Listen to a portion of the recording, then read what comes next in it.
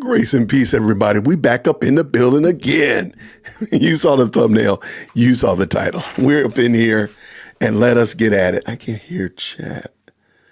Okay. Hopefully everybody can hear. Shout out to everybody. Green hearts in the chat if you can hear. I appreciate it for sure. My lights just went out. Okay, there we go. Shout out. This is going to be an interesting one because she's calling out people who are making money off of this. I can't believe this. I got to see what it is. I hope she's not saying that. I really do. Thank you so much. Let me know if y'all got in. Thank you. I appreciate y'all. Please make sure you go ahead and hit that like button and tell me what number you are when you do. And I promise you tonight, if you hang in there through all of the Candaspiracy shenanigans, we got a good, an excellent, dare I say, video to end the night off. It's going to be great. So I will get you back for any of your pain and suffering because you have to listen to Candace. I think you will unequivocally find a great show. So anyway, thank y'all so much. And earlier today, thank y'all for jumping in when we had our very impromptu live stream to announce that the gentleman, Derek Groves, who had escaped from jail in New Orleans, was found here in Atlanta. I'm like, Lord, Atlanta, we got to stop this. This is uncool. So anyway, thank y'all so much for tapping in. And thank you so much for supporting the channel. Who do we got up in this building already? What does S. Lee says? She exaggerated everything about that text. If she says that a bullet to the truth one more time, bullet to truth. Oh, yes, that bullet to the truth one more time. We are disgusted with you, Candace, and shame on Officer Tatum for not calling out Candaspiracy. Disgusting. I'm right there with you. Shout out. My favorite party. Thank you so much, Kat. Thank you all for hanging out with us on this evening. All those likes popping up in there. I appreciate it. What does Kane Corso Mom say? Jay Witt, at the beginning of Bill Maher's interview with Charlie, Bill Late Night Show, Charlie was talking about how he needed security because of the threats from the blue-haired jihadis. Maybe you can react. If you send me the link, I will, absolutely. And I will definitely give it a shout. But it just seems funny. Like, why would we immediately think that the reason you need security is from the people on your team? That doesn't even make sense. That just doesn't rhyme. It doesn't comport with reality. And being the fact that, go back and look at the UVU. Charlie was loved by those people. And look at the memorial service. Charlie was loved by those people. Why would we think that his opposition would come from his team? That makes no sense. But, come on, we're talking about Candaspiracy. Also, read his ex post about him talking about Islam right before he was murdered. Oh, okay. Now that I have to admit, I have not read a lot of Charlie Kirk's tweets or ex posts, so I will have to go check those out. Shout out for sure. Thank you so much. Harry, 1922, convenient that she chooses to attack Josh Hammer knowing he's Jewish holiday and he can't respond. Oh, is that why she's calling out Josh? Hey, look, Candace is nothing if she's not an opportunist. Okay, I got to give her a hat tip because she is a pretty major opportunist. That's all I can say. I have no idea. They're behind, and just so you can see right here, it's right there. It's not. They haven't started yet. Thank you so much to all of y'all. What do we have here? I'll just go out on a limb and say Candace is going to be utterly disgusting today. I can't think of a reason why she wouldn't be. I really can't. All right, let's see the opening. Cold opening is about to happen. So let's see what she's got to say. Let's go. Let's go.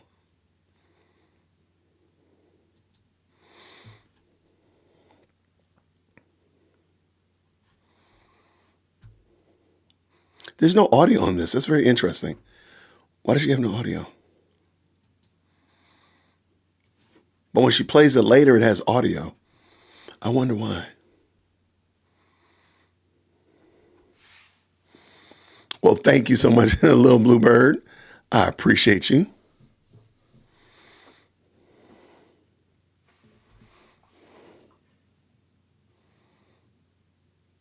Yeah, there's no, I'm gonna dump that just when I sit there staring at that. How many hours a day does she spend doom scrolling negative comments and videos about? That's a good question. Here we All go. right, you guys, happy Wednesday. Sorry we're running late today. I'm starting homeschooling, so still getting adjusted to the new schedule.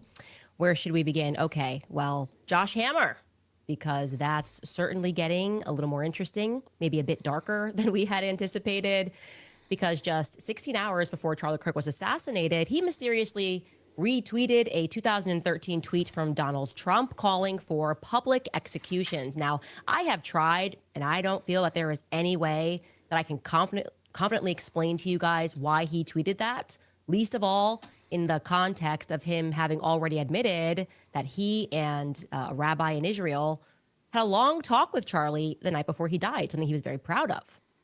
Also, Dinesh D'Souza has jumped into the mix. Welcome, Dinesh D'Souza. He is joining every commentator who hates Candace Owens. That's nice that he has entered the foray. He's got some things to say to me. We're going to discuss it because it's weird. And I'm also going to explain to you why, more formally at least, why I decided to activate an effective kill switch. And I want you guys to pay attention because this is really important. Welcome back to Candace. Just remember what we heard from Joe Pags. And Joe Pags made it very clear. Journalists should not be creating the stories. They should not be the story. And we can see here, Candace is the story. By his own petard. That's an expression, obviously, that we use a lot. And I have this thing where I always have to go back and research and figure out why we use common expressions, because nobody actually thinks about those things anymore. Well, this one is pretty obvious. It refers to when soldiers would use a petard, essentially a bucket-shaped explosive device packed with gunpowder, effectively a bomb, to blow up the gates and wall fortifications of their enemies. They'd light the fuse, and sometimes poof, they would be hoisted by their own bombs. And that's exactly what is happening right now to Josh Hammer. For weeks after the assassination of Charlie Kirk, Josh Hammer obsessively and shamelessly accused people of lying, people of grifting, people of attempting to destroy Charlie Kirk's legacy. Charlie Kirk was his friend, he claimed rather maniacally, that Charlie never once flinched on the topic of Israel. He died just loving Israel. It was like, are you kidding me? That's all he cared about. Check out just some of these tweets, by the way. This is a collage. We just don't have all day here to gather crazy Josh Hammer tweets, but you get the idea. There is a repulsive op right now to hijack Charlie Kirk's legacy. There is a repulsive op right now desecrating Charlie's memory by trying to posthumously convert him to Groyperism. Can't believe there's something known as Groyperism. I was given access to this letter a few months ago, and I read it at that time. Tucker, Candace, and other bad faith actors are lying through their teeth about Charlie and Israel. Candace Owens and other grifters, you get that back up for a quick second. Candace Owens and other grifters are trying to posthumously rewrite and hijack the legacy of the great Charlie Kirk to further their patently evil ends. There has been a repulsive op. The reality is simple. Charlie was a bridge. Like, it's weird that he keeps repeating that sentence. Like I said, maniacal, obsessed. And of course, in the comfort of his own derangement and with the full support of the press and the silence of Charlie's other quote unquote friends, Josh was really acting the part of a true Pharisee. He was certain that the truth would not rise again. He was so confident that he had killed it and that he could himself hijack the legacy of Charlie Kirk. Except the truth did kind of rise again. It kind of always does rise again. And the world now knows that Josh Hammer had personal, intimate knowledge that Charlie's views were changing. He lied about the Hamptons meeting. I've told you the truth from day one. Seth Dillon and Josh were personally upset with Charlie's defiance against the state of Israel. Seth Dillon was the more vocal of the two parties in the Hamptons, as I said, in terms of actually pressing Charlie, but both of them were upset about the way that they saw his viewpoints shifting. And Tucker was therefore correct at Charlie Kirk's memorial. It was definitely the correct analogy when he spoke about these sorts of individuals who plot and lie and think that they are going to be successful in, well, murdering the truth in the story of Jesus Christ. Take a listen. Charlie would have loved this, not just because he loved large groups of people, but because ultimately he was a Christian evangelist. And it actually reminds me of my favorite story ever. So it's about 2,000 years ago in Jerusalem, and Jesus shows up and he starts talking about the people in power, and he starts doing the worst thing that you can do, which is telling the truth about people, and they hate it, and they just go bonkers. They hate it, and they become obsessed with making him stop. This guy's got to stop talking. We've got to shut this guy up. And I can just sort of picture the scene in a lamplit room with a bunch of guys sitting around eating hummus, thinking about what do we do about this guy telling the truth about us? We must make him stop talking. And there's always one guy with the bright idea, and I can just hear him say, I've got an idea, why don't we just kill him? That'll shut him up. That'll fix the problem.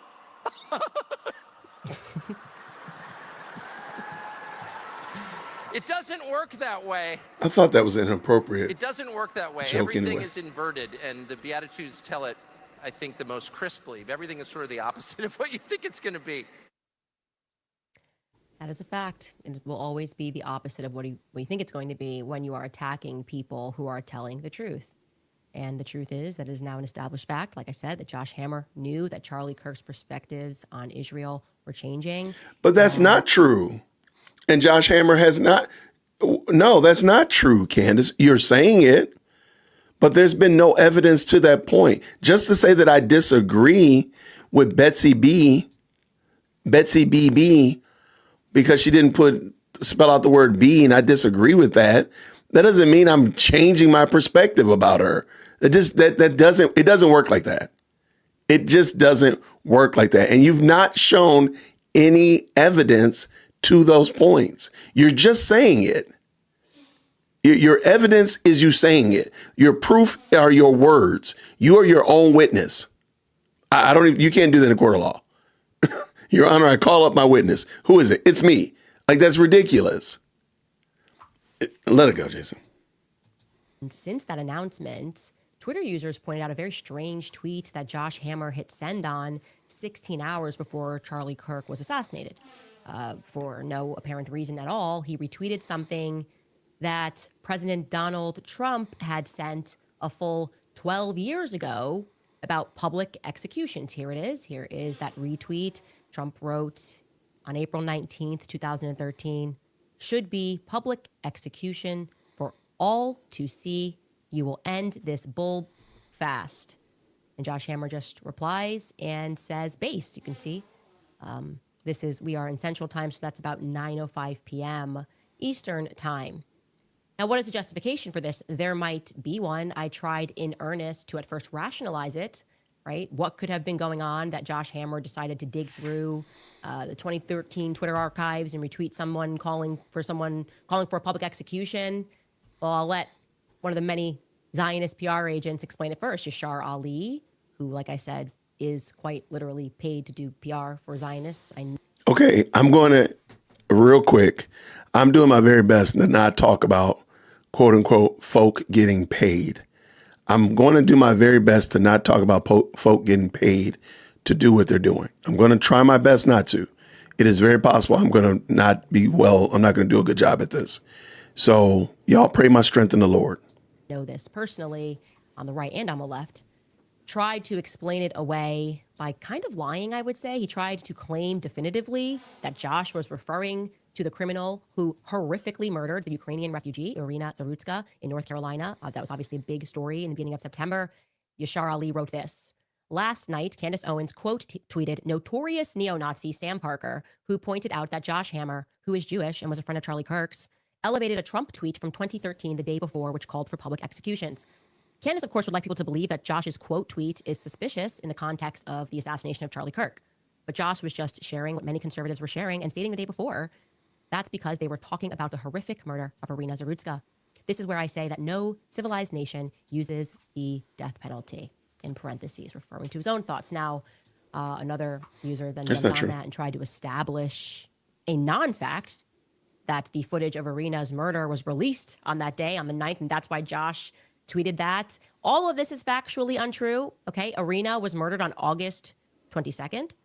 Her perpetrator was arrested that same day, and the footage was released and trended on X on September 5th. Josh himself sent multiple tweets regarding the homicide, as everyone did, because, like I said, it was trending. And when he was asked specifically about punishment, criminality, perhaps that her perpetrator should face, Josh, at no point that I could determine, whether he was on the news, whether he was on his own show or anywhere else, did he speak about the death penalty or, a public execution. Instead, as you will see, and we will show you Josh in his own words, he spoke about the double standards surrounding the media coverage of her murder and really the topic of criminality more broadly and safety in America. Take a listen to what Josh said. Gabrielle, I'm a lawyer by training, and I remember my first year of law school back in 2013 when I was taking criminal law. This is kind of the beginning of kind of the left's kind of foray into so-called criminal justice reform. And even back then, there's a lot of chatter among my more liberal classmates about how, incarceration and prisons and locking people up, how all of this is just racist. It's kind of like it is an old kind of symbol of a white patriarchal, colonialist, imperialist society there, and how the ultimate goal is basically to defund the prisons. And then, if some people are going to commit some violent crimes, essentially let the chips fall where they may. Well, this is letting the chips fall where they may. But most American people have not lost their minds. Most American people stand where Donald Trump stands, which is that they want basic safety. And I don't disagree that we all want basic. So if he says that after the fact, after the young lady passed away, why is it that we immediately think that he's pointing the public execution comment from 12 years ago toward Charlie and not toward this? Why can't that be true is my question. Safety. I just don't hear him. And like I said, I've looked for it ever even calling for the death penalty in those days that were leading up. So I decided to do what I always do.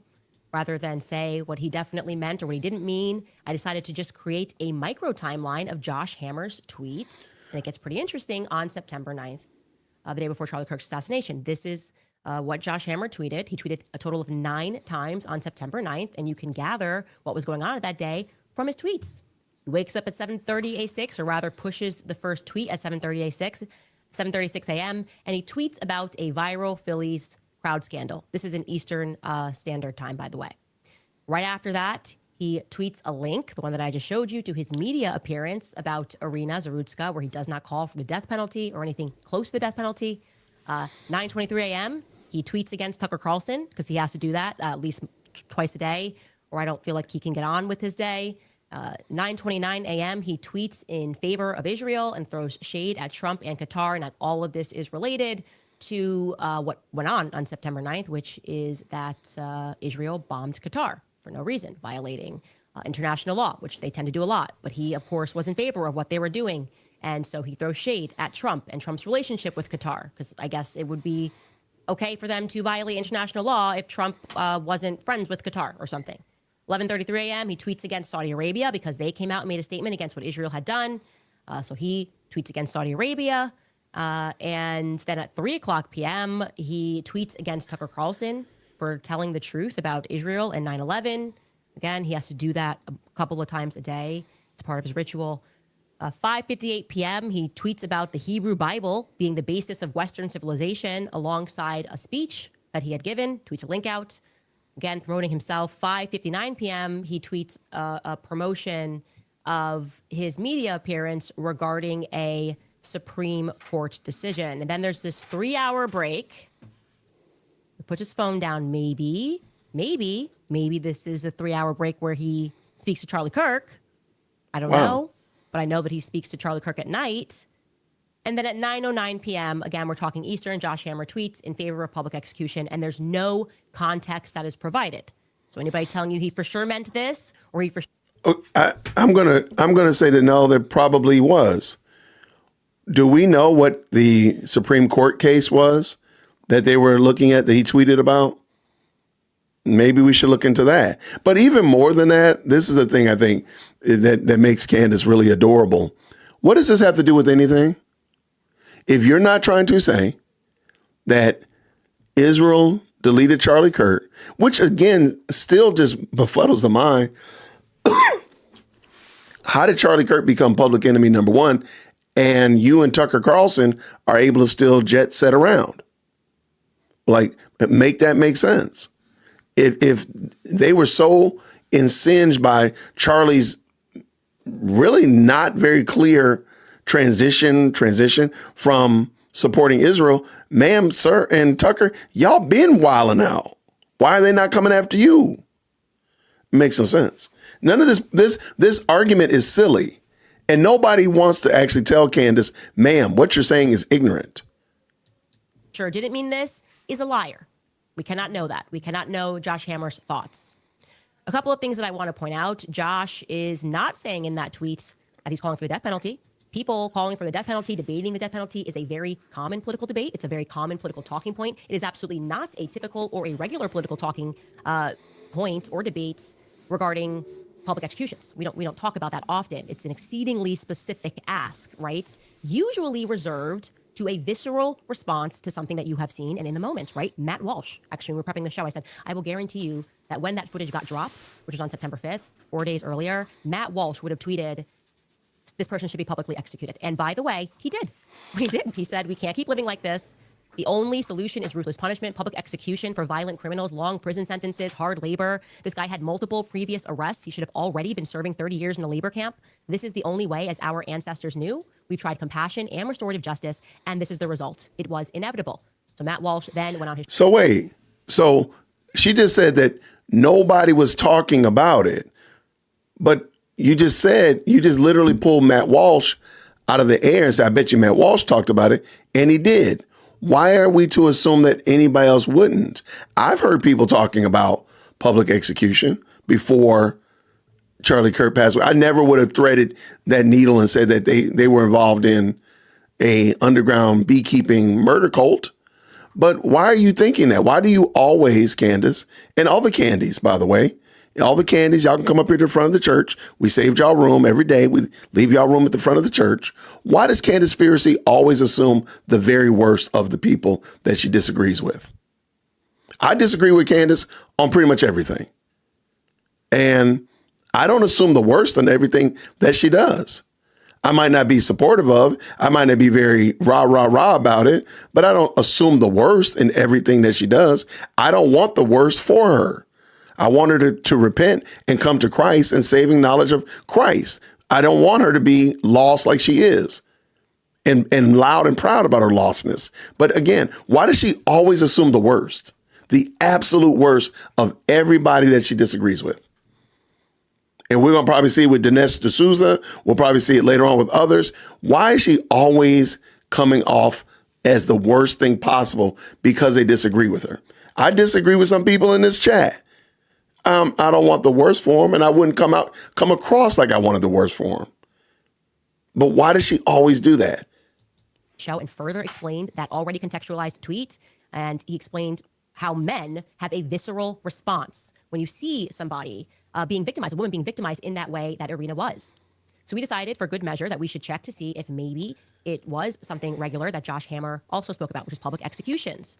And I can tell you that it is not something that Josh Hammer regularly tweets about or discusses. The first time that he tweeted about a public execution. I really feel like this woman is just trying to watch the shot clock. I really think she's just doing. She's like, I got to get a 45-minute show in here.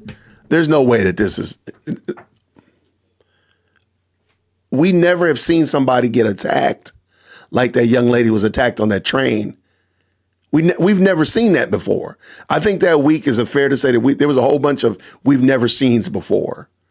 To watch that man just out of the blue do what he did to her and to see that she was looking up in fear only to know that a few seconds later she was going to pass away. Nobody's ever seen that before. We've never seen it. So maybe he didn't. Is it possible, Candace? Do you ever make room for the idea that that man was thinking about that? Maybe riding in an Uber, maybe sitting at dinner, maybe riding on the train. And he thought about it like, man, that was so horrible what we saw. that we need to bring back public execution. Do you make room that he could have just thought about it after the fact when he really was processing it, maybe talking to some friends, maybe saw the video again and said, man, we need to bring back public executions. Do you make room for that? Or is it only the way that you see it and the way that you craft the narrative that, oh, Josh just got off the phone with Charlie and he decided he did. Maybe him and Charlie talked about it. Do you make room for that idea that maybe him and Charlie, man, did you see that video of that lunatic that stabbed the woman? Yeah, man, I saw that. That's terrible. We need to bring back public execution. You know, right. Hey, Don talked about this. You know, I don't really like Donald Trump right now, but he did say we need to bring back public execution. I'm going to tweet that out. Do you make room for that? Is that reaching too far? Because, baby, what you're doing right here is reaching. So if you say that I'm reaching by this, then, baby girl, let me understand. I'm learning from you how to reach. Finish this up. Was back in 2013. And he said it in 2022. And he said it in reference to the Boston Marathon bombing terrorist account. Oh, sorry, the Uvalde shooter. The Uvalde shooter is apparently dead, but just as with the Buffalo shooter, this level of pure evil would have been another ideal time for a public execution. So it was clear, that makes sense, right? So it wasn't abnormal. Wait. Can somebody real quick? When was the Uvalde shooting? When did the Uvalde, is there like a time limit? You got to say it by a certain amount. When was the Uvalde school massacre?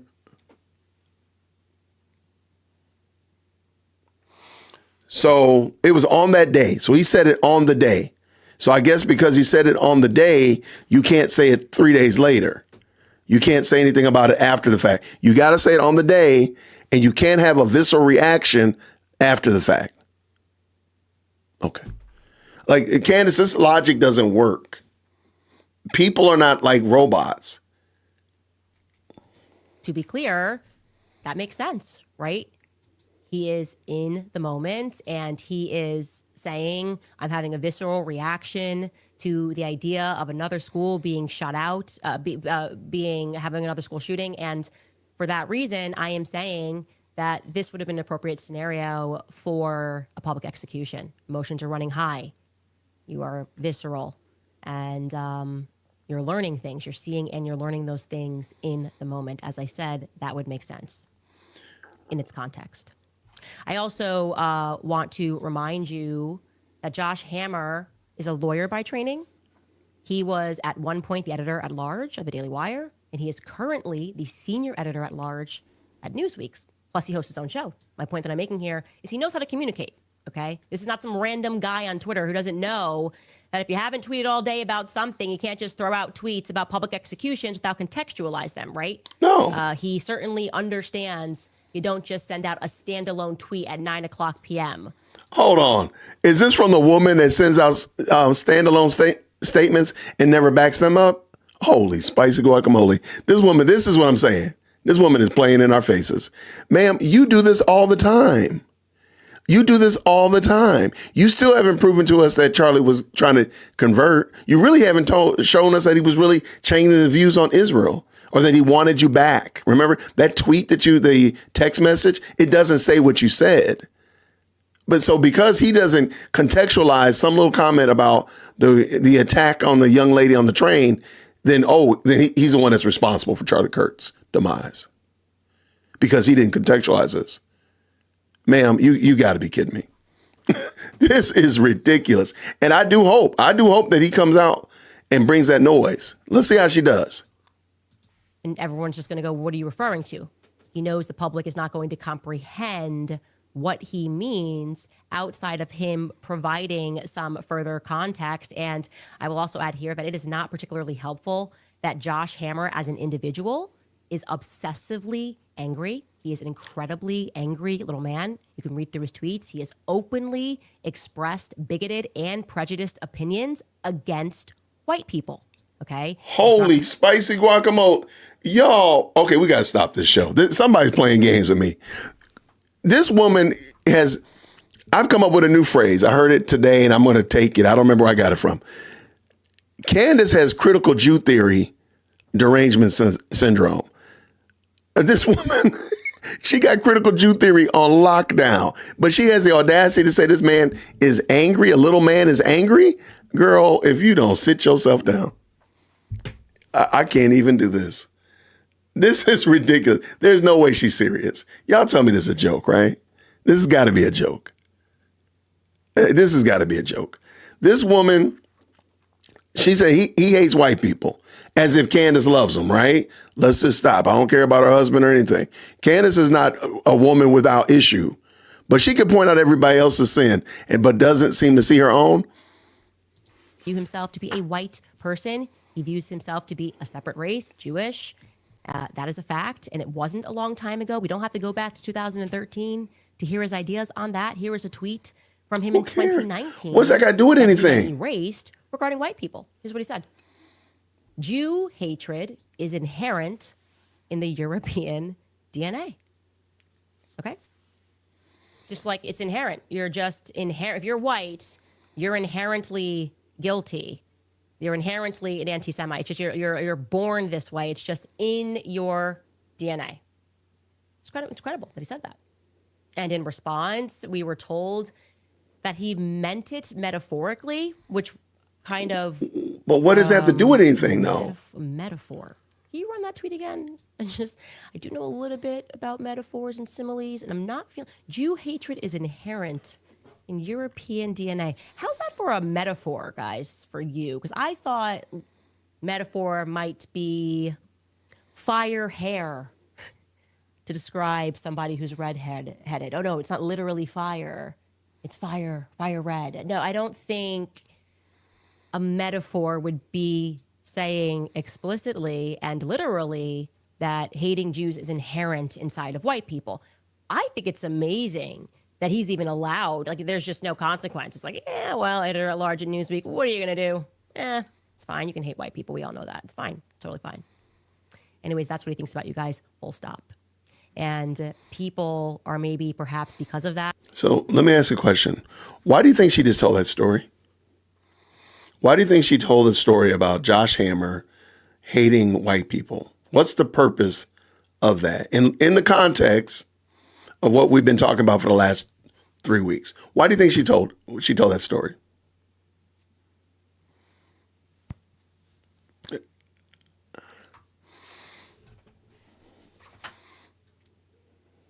Because her followers will eat it up. Man, y'all killing it. So that they'll hate him. Yeah, she's projection. I'm sorry. She is definitely projection on a grand scale. Because it allows to poison the well. Thank you. Somebody told me that the vast majority of her audience are either white women or they're Muslim. And I don't know that emphatically. I have no way of knowing to be able to say directly. But if they were, that makes a whole lot of sense. If she has a whole lot of towels, that old white liberal over there, towel people, and they'll run with this idea that Josh Hammer hates white people. When she makes a transition and says Josh Hammer hired the hitman, Josh Hammer drove the getaway car, Josh Hammer bought the bullets, it's not going to be hard for them to buy into it because they already believe that he hates all white people. Oh, and by the way, Charlie Kirk was white.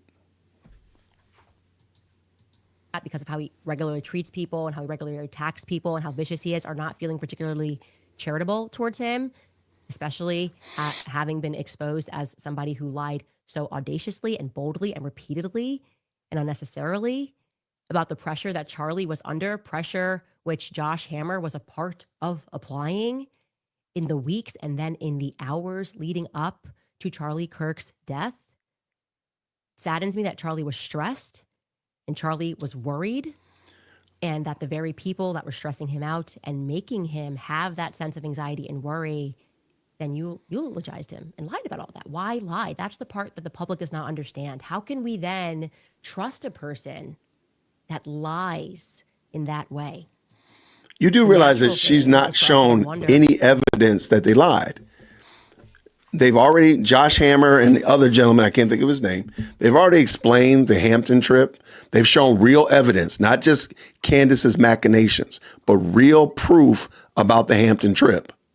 Real proof about that. Real proof about back and forths and such of that nature. Candace is just not accepting them.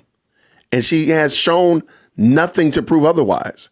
Here's proof that they were out in the back in the Hamptons beating Charlie Kirk up. Here's a video of it. Here's nothing. She's just saying it. But this is ridiculous, y'all. What else is Josh lying about? Would we trust if Josh came out and said that tweet was definitely about Arena? Other people pulled Trump tweets. Some pulled that very tweet and called for a public execution. Would you trust Josh if he came out and said, I know I didn't contextualize it, and I know all day I was tweeting about Israel, but that one was about Arena? There you go. She's already laid out the groundwork. I don't know why he tweeted this. It has to be this. So therefore, this. She just did it right in our faces. Don't forget, he proudly went around and he promoted to everyone that would listen that he spoke to Charlie the night before he died, probably in that 3-hour window. He bragged that he and Rabbi Wolicki had a Zoom call with Charlie. Why? Because they said Charlie wanted them to help him with his talking points about Israel. Now, I have to say, Charlie was one of the most skilled debaters ever, like literally ever.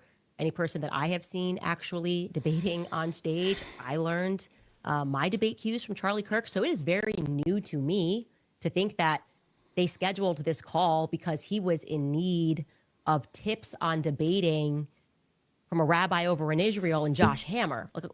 But let's be real, I have no proof to the contrary because I wasn't on the Zoom call. But that's never stopped you before. So go ahead and theorize, Candace. You've already poisoned the well by saying that Charlie Kirk is so elite in his debating skills that he doesn't need help. So you've already poisoned the well by this statement right here. Just go ahead. Don't stop.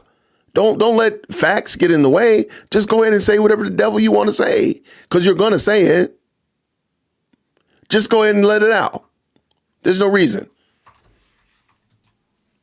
And Josh made it clear multiple times that in his last conversation with Charlie, above anything else, was really interested in Josh's book.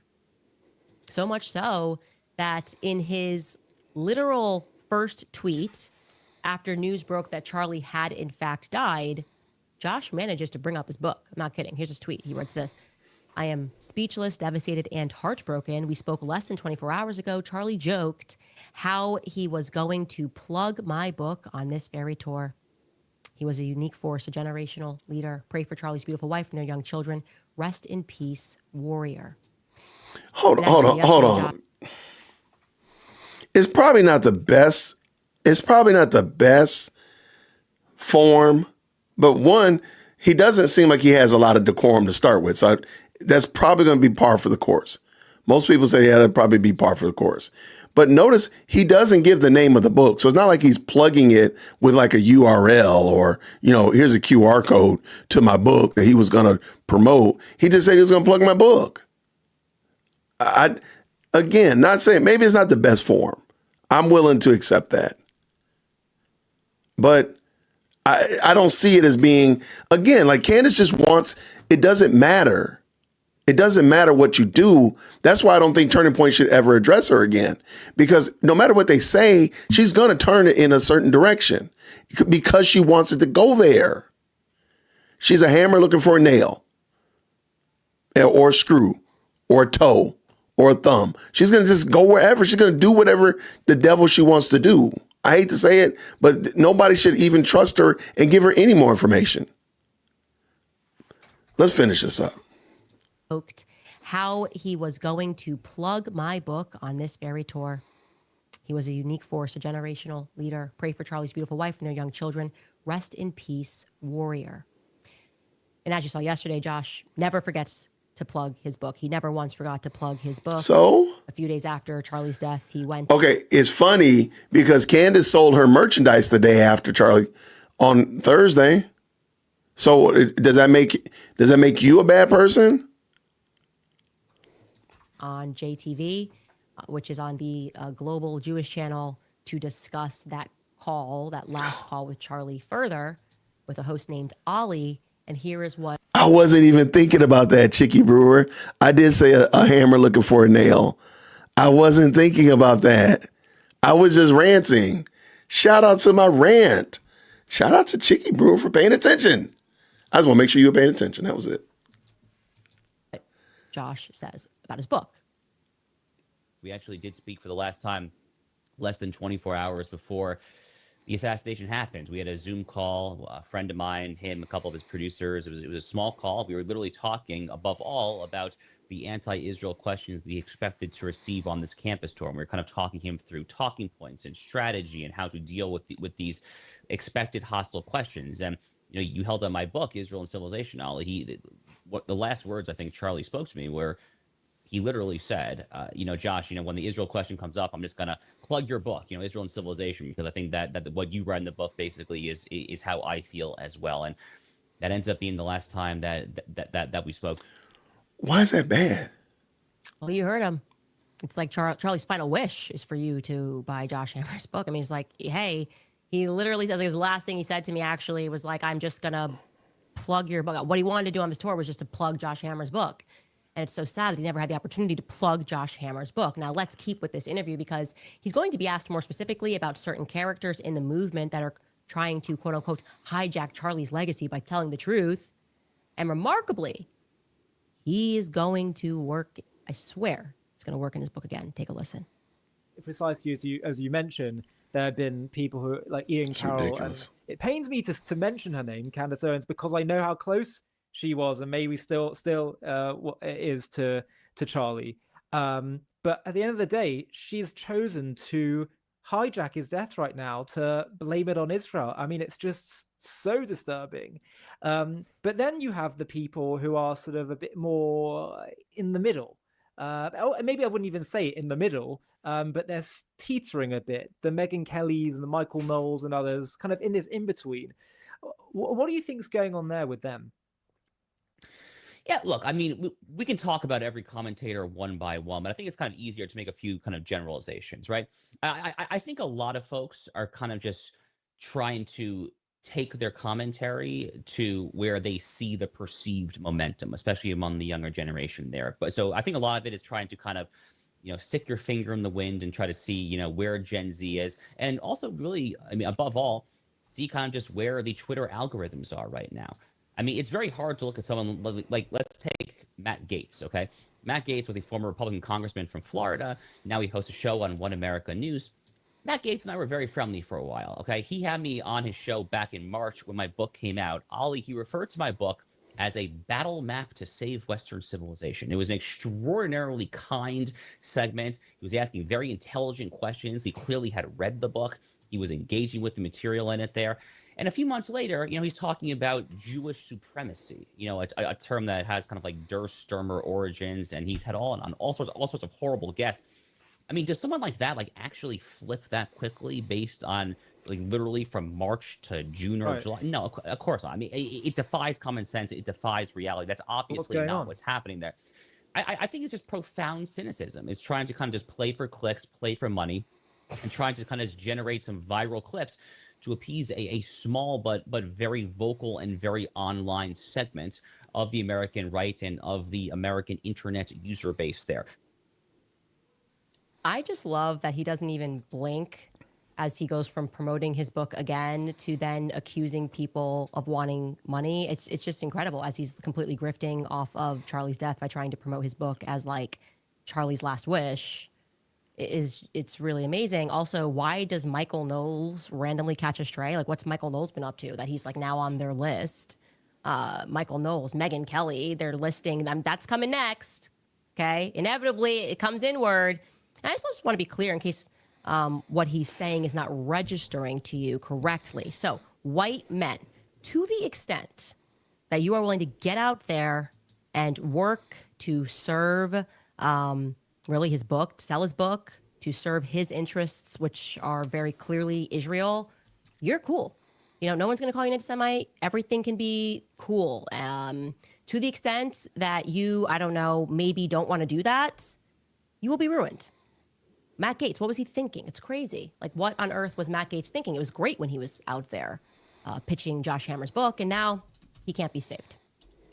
But then, and this is where it gets important, Josh Hammer gets even more specific, addressing the question if Charlie was beginning to crack on his support for Israel. Let's not forget, we already know the answer to this is yes. So no, we looking at don't. this hindsight, We don't know 2020 that. really is something. Take a listen. If he is what, or if he was going in a direction that Candace Owens and others say he was going in, you know, very, very simple point. Would he have had on me and our friend Rabbi Pesach Walicki literally the night before his death to spend an entire hour talking about how to respond to anti-Israel talking points? I mean, it doesn't make any sense. It literally simply does not make sense. His heart was absolutely in the right place. Again, he was trying to navigate kind of some very choppy waters. Yeah, it doesn't make sense. It really doesn't make sense. Charlie was just on the phone looking for talking points, trying to navigate some choppy waters with how he was going to address these kids that had some questions about Israel. He was unflinching, but he gratefully had Josh Hammer's book and wanted to go through it and make sure that he remembered everything. Now, this is probably also a great time, referring to that little conference call they had, whatever it was, a Zoom call, to tell you that Rabbi Walicki, was also on the now infamous text chain. So this means that both of those individuals knew exactly where Charlie was at on the topic of Israel and how he felt leading up to that moment of his death. And again, like I said, 2 weeks before that in the Hamptons, they knew where he was at. Tucker Carlson told you the truth on his stance on Bibi Netanyahu. Nobody wants to address or answer the question of whether or not. You don't want to answer the letter. We have the letter from Bibi Netanyahu, and we can compare what you've said about the letter to what he actually wrote. But you won't address that. And why do you just assume? I'm sorry.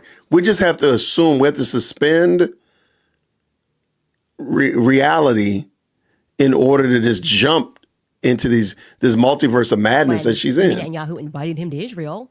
What the context was of that? Do you think that guy who's fighting a 140,000 front war because he keeps picking fights and pretending he's a victim really just has time to pick up the phone and shoot the breeze with Charlie Kirk, whose number, according to the released letter, he didn't even have in May? So what's he calling him about?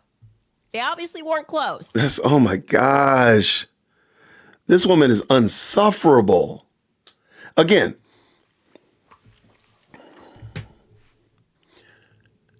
at some point, the Candies are going to have to realize that Candace Owens is just playing in their faces. They're just playing in their faces.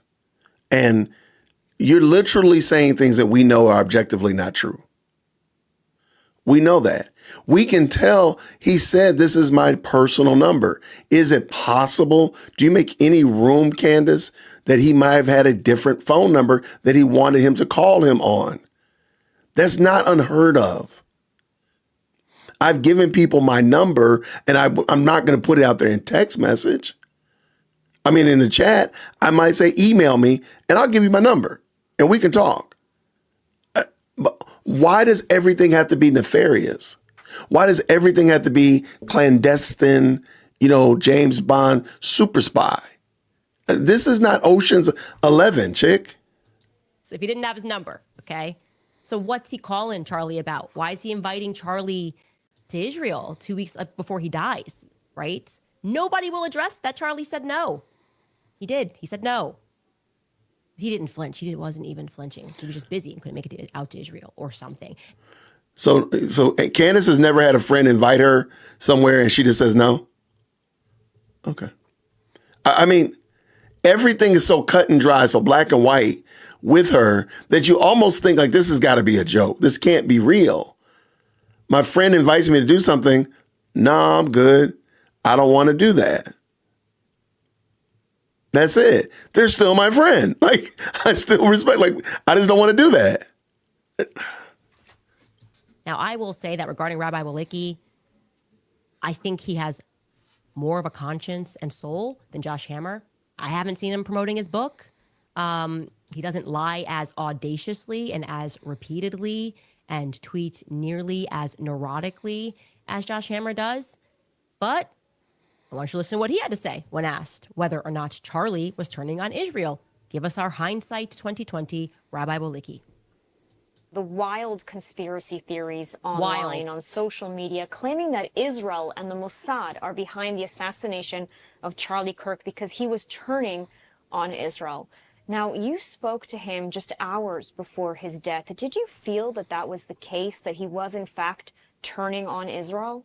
Look, Lidar, I was in touch with Charlie on an almost daily basis for months, and he certainly had some disagreements with Israeli policy, and he criticized Israel where he felt appropriate. He sometimes believed things, like a lot of people do, that are out there in the media, and that was really the substance of our relationship, was checking on things and finding out the truth.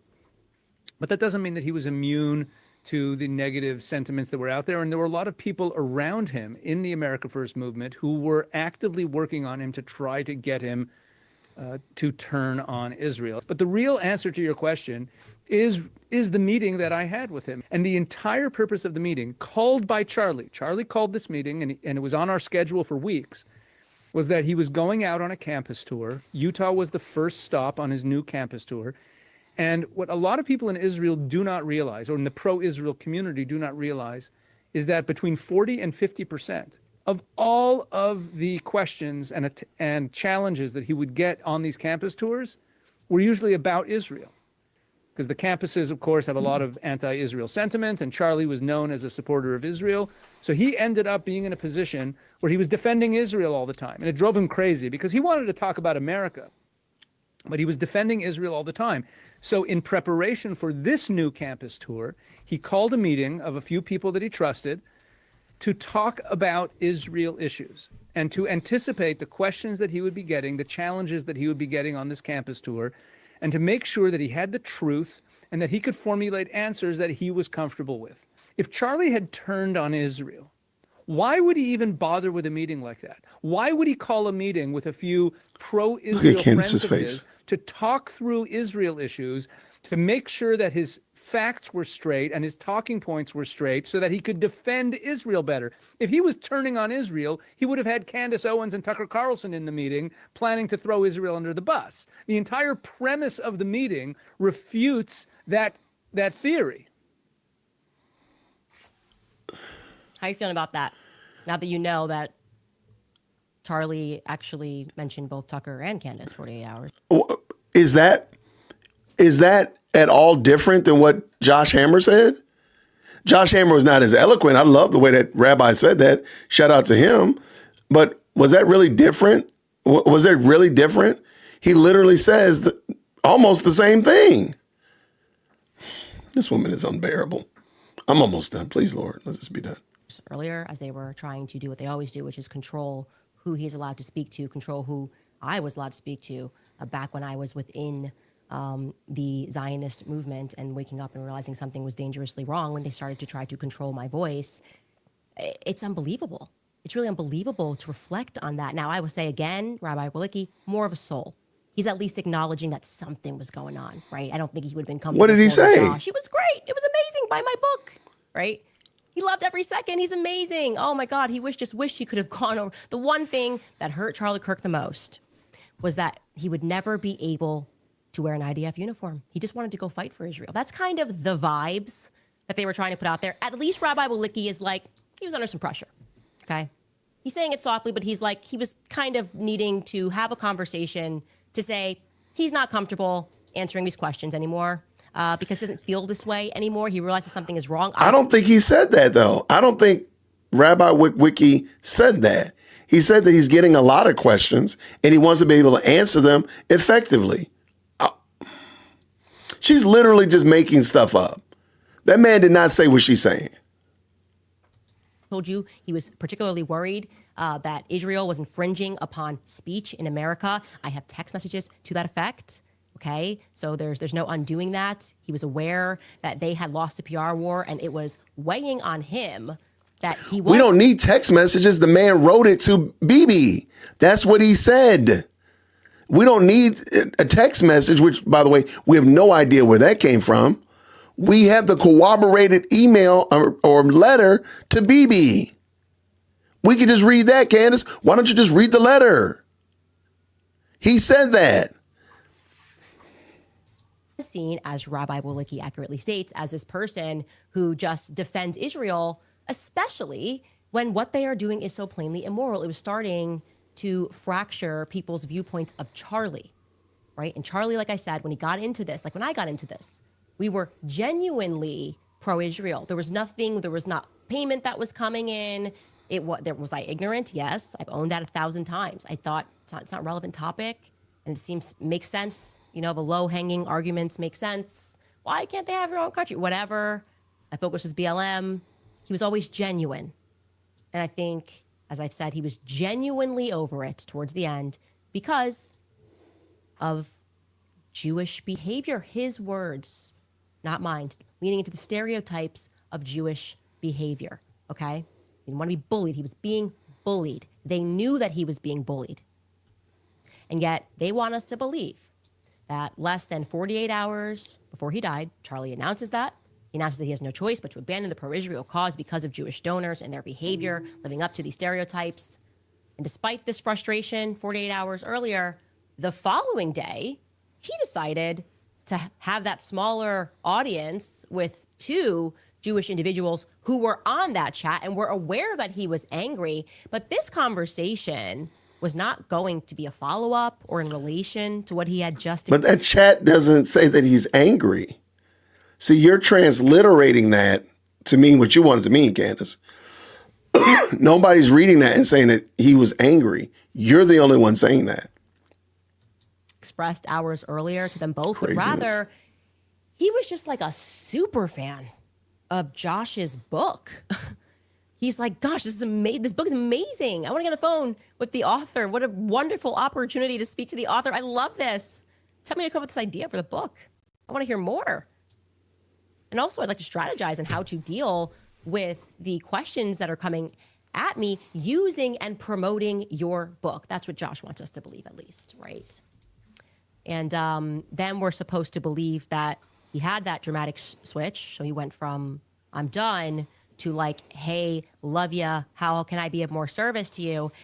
And then in that exact same day, he was texting people saying they are going to kill me. On the same day that he's on this Zoom call, this is a fact, this night Zoom call, as Josh says it was that night, or the New York Post reported, I think, right, that it was at night, that at the same time, that same day, he's texting people saying they are going to kill me. And we are supposed to deduce from this that by they, what he really meant was Tyler Robinson. He meant they, them, duh, like a non-binary person or a trans person. They were going to kill him. That was what he had a feeling about. Everything else is just completely irrelevant. He just had a sense, a premonition that a trans person was going to get him. Do you believe that? Do you buy any of that? And I want to say this. I was speaking to somebody earlier about how interesting it is that none of us, and when I'm saying none of us, I'm talking about Tucker Carlson, Megyn Kelly, myself, when we were speaking honestly and accurately about what Charlie was going through and how he was being bullied and how he was under pressure. And Megyn even spoke about it herself, by the way. Megyn, you should probably tell people who those individuals are. Why don't you do it? Never once said that Israel killed Charlie Kirk. I've never said that because on the basis of the facts that you guys are following on the show, I don't have any evidence of that. It doesn't serve me to make up a narrative that I can't prove, right? Why would I say that? But what I will say. Okay, y'all, I'm going to have to do something. I'm going to have to do something. I've never done this before while we've been doing these live stream watch parties. I got to stop. I just can't. This woman, the amount of untruths here, I just can't do it. I cannot watch the rest of the show. I'm sorry. I can't. There's just no way possible. This woman is just lying in 4K.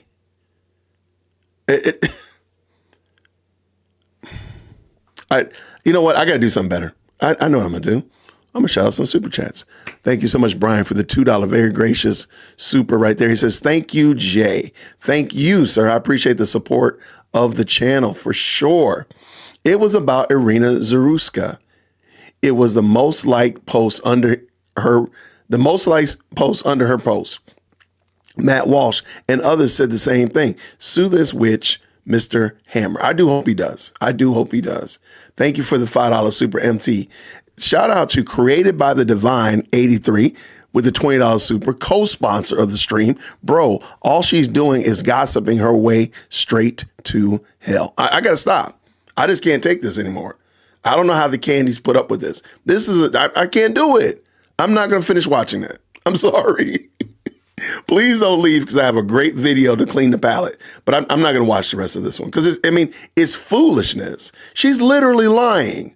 And the funny thing is the video we're going to watch exposes a lot of this that we're watching. And I think you'll enjoy it way better. And I'm doing you a favor. Thank you so much, Created by the Divine, for the very kind $20 super as well. I think Candy wants to further discredit TPUSA because they rebuffed her. Let me give you my theory on this. This is my theory. Thank you so much, Brian, for the $5 super. Candace Owens can't do what Charlie Kirk and crew were doing. Going to college campuses, she's not going to be able to do that. Nobody wants to see her like that. Nobody. I think she wants to whittle Turning Point USA down so they don't have the influence that they had before. Or if she can be some way of discrediting them and losing donorship so that one day they'll beg her to come back because they just need it because they've lost all appeal. She's trying her best to discredit. Maybe she wants a fire sale so she can just come in there and swoop in because she's the only thing popping in her mind. That's what I think is happening. But thank you so much for that. And what is this $10 right here from Pretty Days 33? I just love this channel and laughing at Candy Corny. I like that Candy Corny is hilarious. My daughter bought some candy corn at the grocery store this week. Like, is that a snack? Like, really?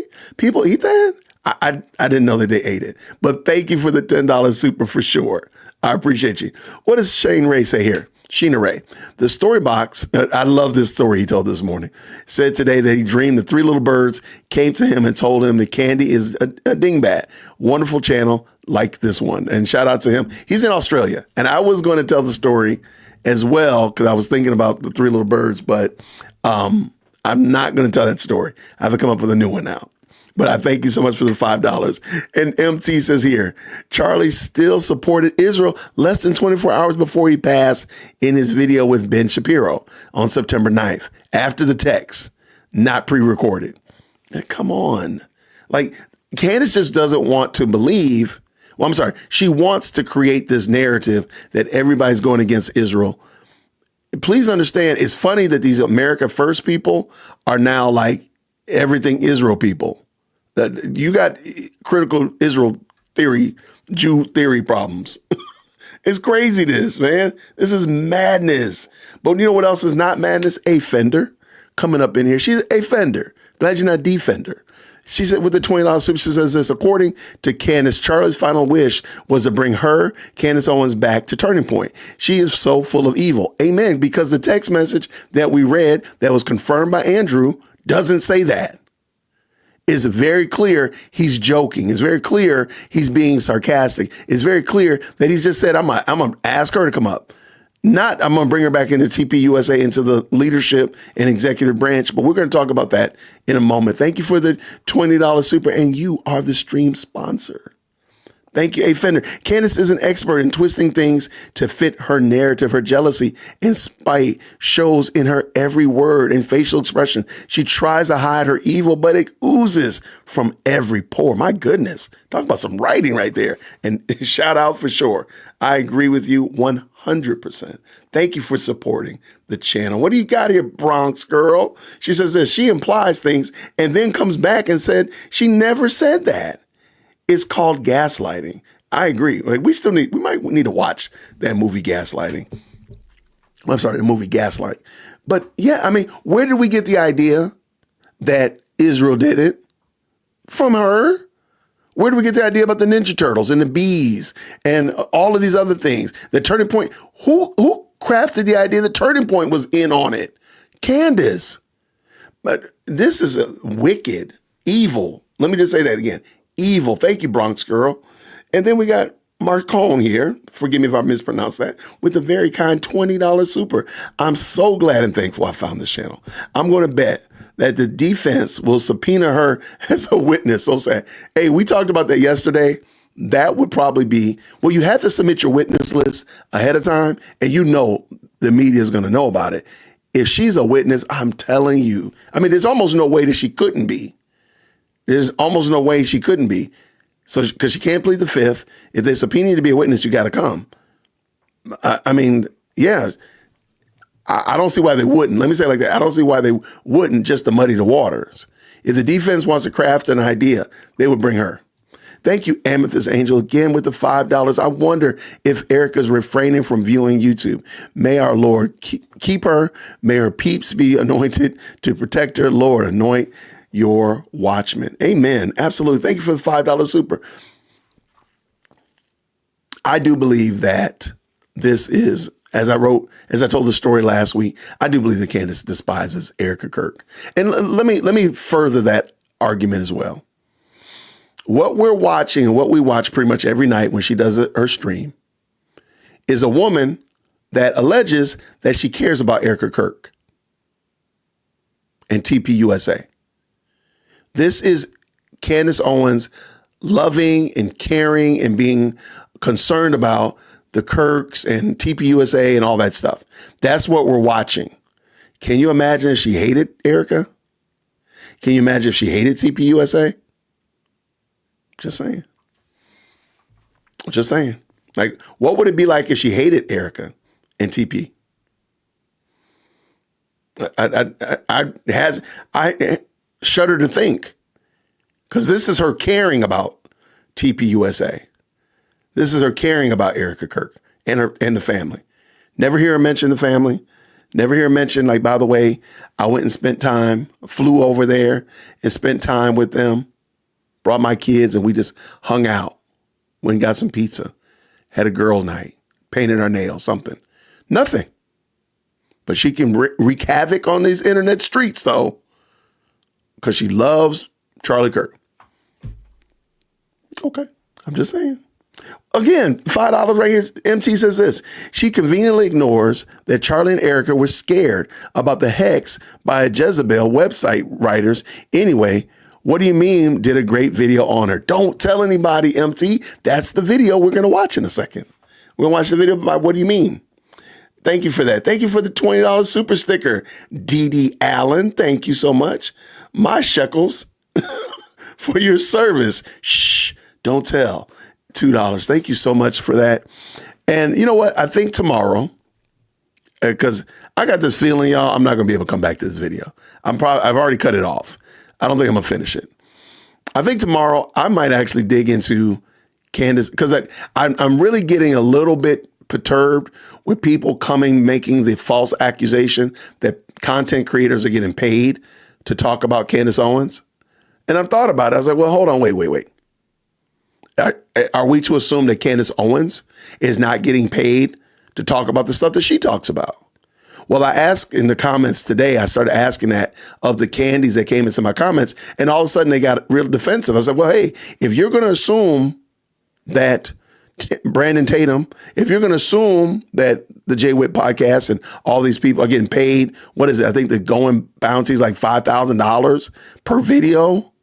If you're going to say that with no evidence, then I can say the exact same thing about Candace Owens with no evidence. But I thought about it. I said, wait, Jason, I actually know how much Candace has been getting for these videos. I actually know it. I think I'm going to show y'all tonight, or tomorrow rather. I don't know. I might do it tonight. I got the screen up right here. I'm really in a feisty mood tonight. And the Candies, let me just tell y'all, the Candies have been supporting Candace ridiculously. And they're funding, I'm going to tell you right now, the Candies are funding her lawsuit. That's all I'm going to say. Shout out to MT again. You're not giving her way too much credit. She's nothing to offer. She was the BLM token and had to find a new ride. Next up, becoming Charlie. I hate to say it, but I don't think you're wrong. I thank you for that $5 super. Very kind of you. Olivia P says this. Candace is trying to be the main character in the Charlie story. This is main character syndrome on meth, crack, heroin, Oxycontin, Ozempic, everything. Okay, I'm right there with you. I can't wait to see the day the real Mrs. Kurt says something. I agree with you to a degree. I don't want Erica Kurt to address Candace at all. Candace wants, needs, desires people from TPUSA to address her. That's what she wants. She's got to have it. And if they address her, now she has a new supervillain. Because think about it. If Erica Kurt comes out, we know she's going to say something to the degree, to the shape or form of Candace Owens is wrong. Candace needs to stop talking about my husband. Well, what's Candace going to say? Candace going to say, see, she's trying to stop me from freedom of speech. She's trying to quash my speech. What is she hiding? Why is she coming out so aggressive? And then it's off to the races. She should say nothing. But I said the same thing about Andrew yesterday. I didn't think Andrew should have said it, in my opinion. But shout out to Sheena Ray again with a very kind 5. Y'all are very gracious. Thank you so much. Charlie visited Candy in a dream, but neglected to reveal the shooter. Gotta hate when that happens. Hey, I got a video tonight at 9 o'clock talking about that dream. I got a video about Candace and that dream at 9 o'clock tonight, Eastern Standard Time. Shout out to Emily. Thank you so much for the very kind super sticker. Y'all, thank you. Yeah, I'm done. I hope y'all are okay with that. A lot of y'all have told me that y'all don't like me going long on Candy anyway. So it's just dumb. What she's saying is ridiculous. And if any of the Candies up here in the front of the church, y'all can go ahead and say what you want to say. Yeah, but what you're saying is just ridiculous. It doesn't make sense. So I'm going to actually drop that out. Because again, it's at some point, you're going to have to realize that she's gaming you. And I believe she's gaming the Candies because we don't see it on our side because we're watching just the video. But in her super chats is ridiculous. It is ridiculous what they're doing. And I'm just saying, like, she's gamifying them. She's taking advantage of them because for whatever reason, these people like the gossip. These people like the juicy bits of thinking that they're seeing a quote unquote, the right wing being taken down, fill in the blank, whatever. But Candace is a enemy that's allowing herself to be used to tear down Turning Point USA, tear down the legacy and the image of Charlie Kirk and what he started. And it's a shame because she's doing it under the false guise, in my opinion, of she cared about Charlie Kirk. And I'm like, if this is caring, if this is loving, then nobody don't love me. Don't love me no more. And let me get this video up so we can talk about it. I'm going to get Candace out of the way. I apologize. Yeah, it's just, she's doing too much, in my opinion. She's doing too much. It's not really my jam like that. It's frustrating to watch. Sorry about that. It's frustrating to watch. Like, girl, what is wrong with you? All right, we got this video here. Bada boom, bada bing. All right, yes, we are going to be watching the What Do You Meme video about Candy. I think it's way better than anything. Thank you again. And let me say this. Thank you for giving me an opportunity to watch without giving her views. Wait. Well, thank y'all for coming over, tapping in.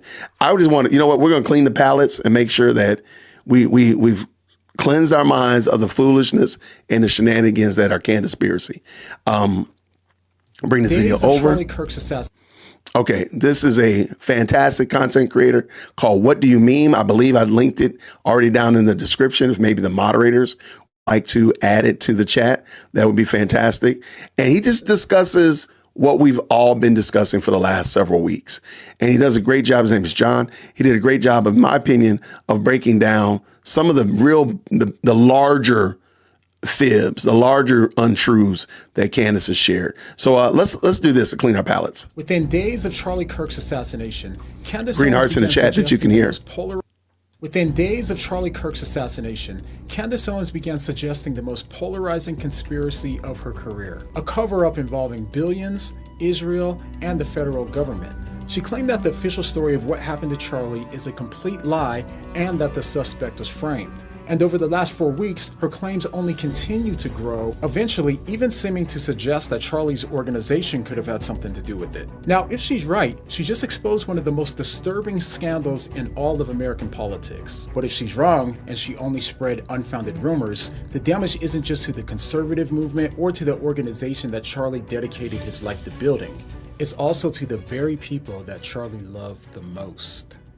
This all started just days after the assassination, while Charlie's wife and his team were planning his memorial. Candace started making some strong claims that a lot of people thought wasn't necessary and urged her to at least wait until people had a chance to grieve. Some even accused her of hijacking grief for personal gain based only on rumors. However, given how confident and determined that she was, it seemed like she must have had some really strong evidence. And if she did have damning proof of a cover-up, then you could at least understand why she felt the need to expose it right away. So what was this evidence that made it so urgent for her to bring this forth at this time?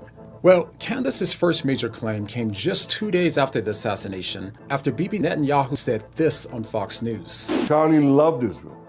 He loved the Jewish people. He told me so in a letter that he sent me just a few months ago. One of my greatest joys as a Christian, he said, is advocating for Israel and forming alliances with Jews to protect Judeo-Christian civilization. And in response to this, Candace said that Netanyahu severely misrepresented the contents, that he was lying about it, demanding that he publish the entire letter and let the world read Charlie in his own words. I know for a fact that he is misrepresenting some things that happened there towards the end. But I am calling upon Bibi Netanyahu, the dear friend to Charlie Kirk, to publish the letter's entire contents. Like, don't start with just 2 sentences. Publish the entire thing. You're holding it. I'm saying you're severely misrepresenting the contents. And just days later, Charlie's organization, TPUSA, released the letter. The full letter showed Charlie describing his passion for the Holy Land, how Israel was losing the social media battle, which would result in less military support from America, and Charlie's desire to help. Now, to be fair, Charlie did express some frustrations toward Israel in the last few months. But the letter itself doesn't match her claim that Netanyahu severely misrepresented its contents. In fact, what Netanyahu said came from the very first sentence of the letter. But just a few days later, John is doing a great job of pointing out the fact that, okay, she made a claim, the evidence comes out, and then see what she does next, which I think we all know. she went even further. She claimed that billionaire Bill Ackman staged an intervention for Charlie in the Hamptons, insinuating that he threatened Charlie, offered him money, and pressured him to change his views on Israel. An intervention was staged by Bill Ackman because Charlie's thoughts, Charlie's rational thoughts about Israel were a no-no. Bill Ackman was very upset and threats were made. Now, this would be explosive if true, but others who were there said that no such thing happened and they called it a rumor. And in addition, Ackman himself released WhatsApp messages between him and Charlie from after the meeting, which didn't look like blackmail. They read like cordial exchanges, with Charlie even agreeing to meet again.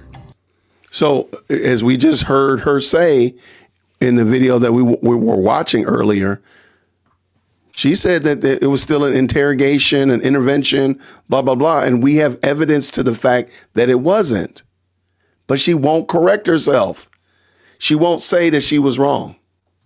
So, on the surface, this doesn't seem to match the picture of threats and coercion as Candace alleged. And once again, as far as I know, at the time of recording on October 5th, Candace never released any direct evidence proving that any threats or coercion happened. So within the first week after the assassination, we already had multiple serious claims made without receipts. And given how skeptical all of us have become with the government, and not without good reason, it's no wonder why so many people were quick to accept that she might be onto something. And things only kept heating up from there. On September 26th, she went even further, this time focusing on the accused shooter, Tyler Robinson.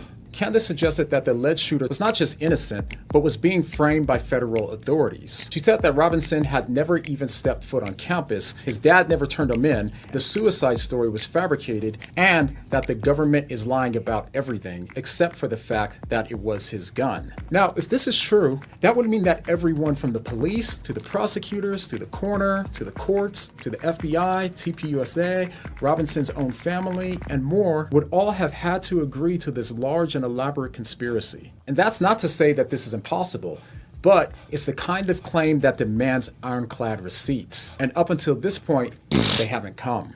Candace also went on to say that the text messages released by the government were obviously fake, and she supported that claim by saying this. Turns out, you're going to be shocked, that he doesn't actually use words like vehicle, which should come as no surprise to anyone that has a brain. There's old footage of Tyler Robinson that is now circulating from a car accident that he had. And during the discussion with the officer that showed up, Tyler certainly refers to it as his car, not his vehicle, because that's how most Americans, how most English speakers refer to a car.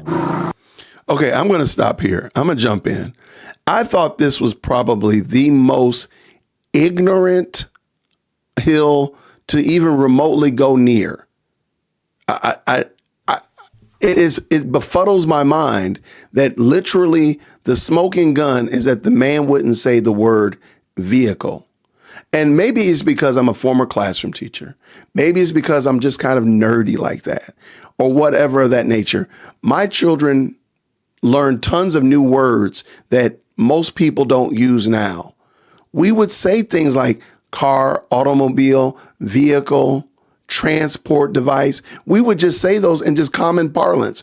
It is not uncommon if you're a parent and you want your child to be exposed to new language to use more words than what they're used to using.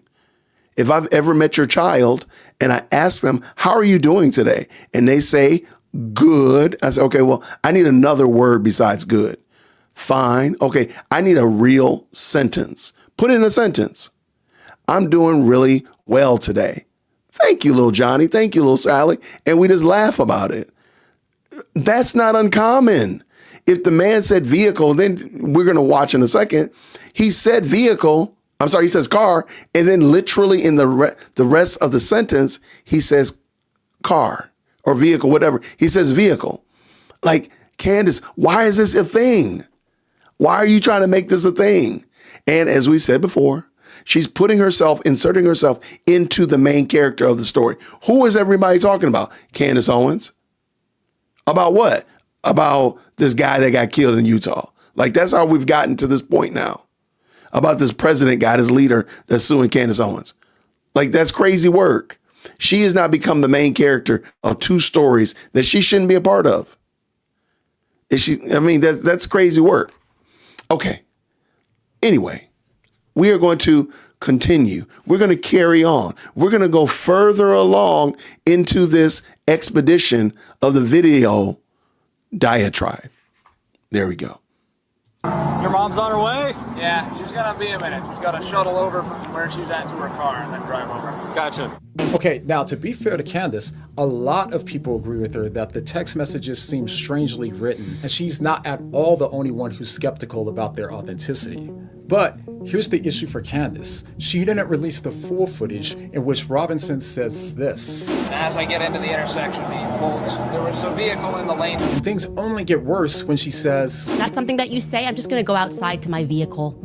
I left something in my vehicle. But as Milk Bar TV points out, this is more common than you might think. And Nick was particularly asking him to determine who owned a white vehicle, and everyone locally had looked at this vehicle, and suddenly a president gets shot in a moving vehicle. November 22nd, 1963, JFK was shot. President JFK was shot sitting alongside his wife in a vehicle. And since then, her claims have only gotten more bold as she's now turned her attention to Charlie's organization, TPUSA. But before we get to that, let me tell you why I specifically wanted Ground News to sponsor this video today.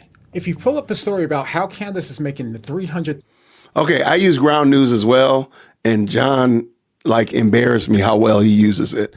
But this is a great explanation A lot of us content creators use Ground News, and he did an excellent job. Shout out to What Do You Mean? $1,000 bet on the fact that she thinks that the French president's wife is a man, you can quickly see how both sides are covering it. And what stood out to me was the fact that out of all of the outlets covering the story, 61% of them lean left with an emphasis on the claim that this is somehow a new theme in the MAGA movement, and only 28% lean right with an emphasis on Candace claiming that free speech is in danger. But the truth is, without Ground News, you'd never realize just how differently the story is being spun depending on where you read it. Ground News gathers articles from over 50,000 sources and shows you how they're being covered across the political spectrum. That way you can see the full picture. And instead of scrolling 10 sites and still getting a slanted picture, you can actually see how the narratives are being shaped side by side, which helps you to become more objective. And this isn't just my opinion. A Duke University study on polarization found that when people are exposed to the kinds of blind spots that Ground News highlights, it actually moderated their views and reduced polarization. So if you want to try it out, go to groundnews.com/whatdoyoumeme or scan the QR code on the screen and get 40% off of unlimited access with the Vantage plan, which is the same plan that I use every day. All right? Now, let's get back to how Candace's attention has shifted onto the people and the organization that Charlie loved the most. Okay, real quick. I know I keep stopping, but I got to do that to break it up a little bit. I did drop the link to What Do You Meme in the chat. I don't know if the moderators were able to, but I did drop it in the chat. And it's also linked in the description. So there it is right there, just so if you want to see who John is. Thank you so much, Kane Koso Mom, for sure. Okay, let's get back to this, I promise. The last 4 weeks, after implying that behind Kirk's assassination could have been Bill Ackman, Benjamin Netanyahu, unnamed Jewish donors, an unnamed rabbi, the investigators, the medical staff, the FBI, the core prosecutors, an underground communist B death cult, and so on, she's since moved her attention over to perhaps the most potentially offensive of all, the very organization that Charlie founded, which is now run by his wife. Because I'm very aware of what's going on, okay? And I don't know how the executives over at Turning Point USA sleep at night. Okay. I don't know how you can present yourselves as a Christian organization and not be dedicating yourself to the truth. And don't try to say, well, wait until the memorial event before we start looking into who murdered. And then she gave them an ultimatum. I'm going to challenge Turning Point USA executives to issue a very clean statement saying that I am lying if this is not true. Did he also express that he wanted to bring me, Candace Owens, back because he was standing up for himself? And then did he, just 48 hours later, conveniently catch a bullet to the throat? So she now alleges that she not only knew that Kirk was planning to abandon Israel, but also that he was planning to reunite with her on stage, and seems to imply that those things were somehow connected to his death just 2 days later. Okay, editing John here from the feature. It looks like Candace did post a video last night, and today's the 7th, so she posted on the 6th. Some alleged receipts to verify what she's saying here. As of right now, there's no dates or anything on the timestamp, so we can't confirm. But I did want to be fair and make sure that I mentioned that.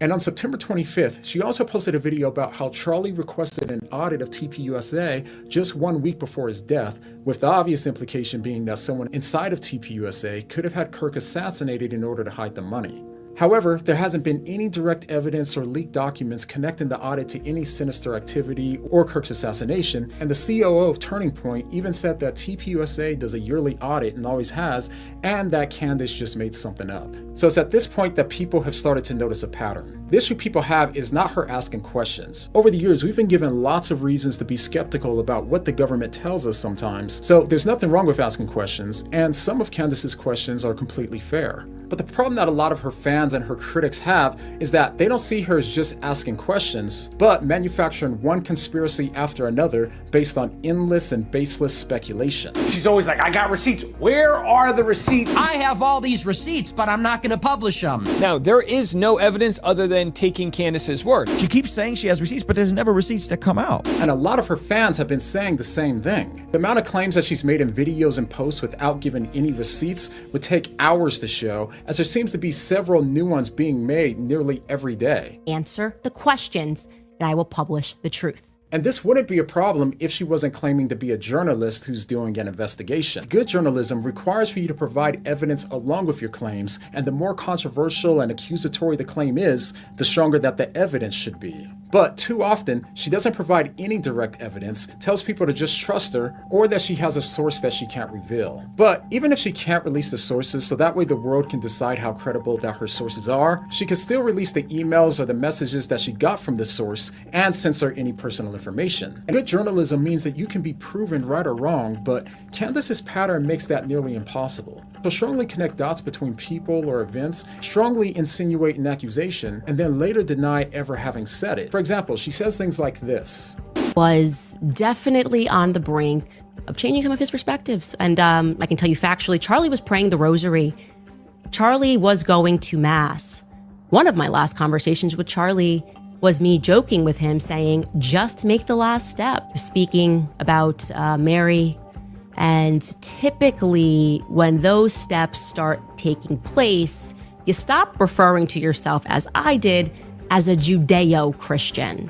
And then later says that she has no idea where people got that idea. Again, I have no idea who said he was converting to Catholicism. I feel like it's like intentionally misrepresenting what was said. She'll also say how she never claimed that Israel was responsible for what happened to Charlie, but constantly makes statements connecting his death to Israel. And maybe even more importantly, being a good journalist requires for you to follow the evidence where it leads, even if that means contradicting your previously held assumptions. But usually when she's provided with evidence that contradicts her claims, she'll either ignore it or claim that it's fake, meaning that there's no way for her to be proven wrong. It's kind of like saying, heads I win and tails you lose. The game is rigged either way. As the quartering put it, her journalism method seems to essentially be 1. Make a wild claim, provide zero evidence, and instead challenge someone else to disprove it. If they ignore it, you claim victory, and if they disprove it, then you get a claim that the evidence is fake. And now that Okay, that's exactly why I don't think, let me back that up. That's exactly why I don't think Turning Point should talk about her again. The game is rigged either way. As the quartering put it, her journalism method seems to essentially be 1. Make a wild claim, provide zero evidence, and instead challenge someone else to disprove it. That's all we've been watching for the last 3 weeks, maybe 4. That's all we've been watching. And I don't think there's no way for you to win. There's no way for Erica Kirk to win except to turn the Candies against her because she's trying to silence Candace's voice or take away her free speech or whatever angle they choose. So she's really there's no way to win this. And so let me finish. If they ignore it, you claim victory. And if they disprove it, then you get a claim that the evidence is fake. And now that this has been going on for about 4 weeks straight, we're starting to see the fallout from it. And it's not pretty. Netanyahu had to post a video making it clear that he and Israel had nothing to do with Charlie Kirk's murder. TPUSA's leadership and staff was dragged into a public ultimatum while grieving, forced to choose between engaging publicly or looking invasive. Tyler Robinson's trial risks being complicated by viral theories about planted DNA and fabricated confessions, and all it takes is just one single person on the jury to be influenced by Candace's unsubstantiated conspiracy that he was framed, and then Tyler walks away free, even if he's guilty and even if there's a mountain of evidence against them. And the serious insinuations against TPUSA could threaten the source of income for Charlie's widow and his children. And beyond that, Charlie's legacy risks being rewritten, not to mention that the organization that he dedicated his entire life to building is now at risk of having its reputation tarnished, all based on damaging claims without any direct and credible evidence. Think about this. If Candace Owens is wrong, imagine the damage that has been caused from these rumors. And if she's right, then she should provide evidence to substantiate these serious implications. But even if you put aside whether or not Candace is right or wrong, this is what happens when you make strong claims without evidence. Real reputations take damage, real organizations are destabilized, and grieving families watch their loved one's death turned into a battleground for speculation. So, at the time of recording, after 4 weeks, not one of her central claims has direct and credible evidence to verify what she's saying. And maybe some details in the future will emerge, but right now, she's provided mostly rumors rather than receipts, and rumors aren't harmless. They're unconfirmed stories that might contain pieces of truth, but lack factual certainty. We saw in a past video where I talked about the false rumor that my friend Frank Turek was somehow signaling Charlie's shooter. This was based on pure speculation, but it spread everywhere online and could have led to a really terrifying outcome, which is why scripture equates rumors with gossip, strongly warning against spreading them. Real quick, I just want to read this. You shall not spread false report. You shall not join hands with a wicked man to be a malicious witness.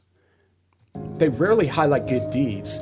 Do not let any unwholesome talk come out of your mouths, but only what is helpful for building up others according to their needs. That is, that it may benefit those who listen. And are almost always negative and damaging to others. And for those of us that are Christians, we should be extremely cautious with how we engage with others and the information. A gossip. Sorry about that. These sorts of rumors can destroy. Likewise, the tongue is a small part of the body, but it makes great boasts. Consider what a great forest is set on fire by a small spark. The tongue also is a fire, a world of evil among the parts of the body. From mourning and honoring victims. They can turn tragedy into speculation instead of compassion and quarrels instead of witness. Now, we aren't always going to get it right, and sometimes we are going to make mistakes. But we should at least show a genuine effort in trying to get it right and be slow to assume other people's motives. Because after all, if accusations don't require proof, then no one is safe from slander. Shout out to John. Thanks so much for watching this video. And if you like this message and you want to help to support what we do in our ministry, there's a link down below to our nonprofit, and your support means way more than you could ever imagine.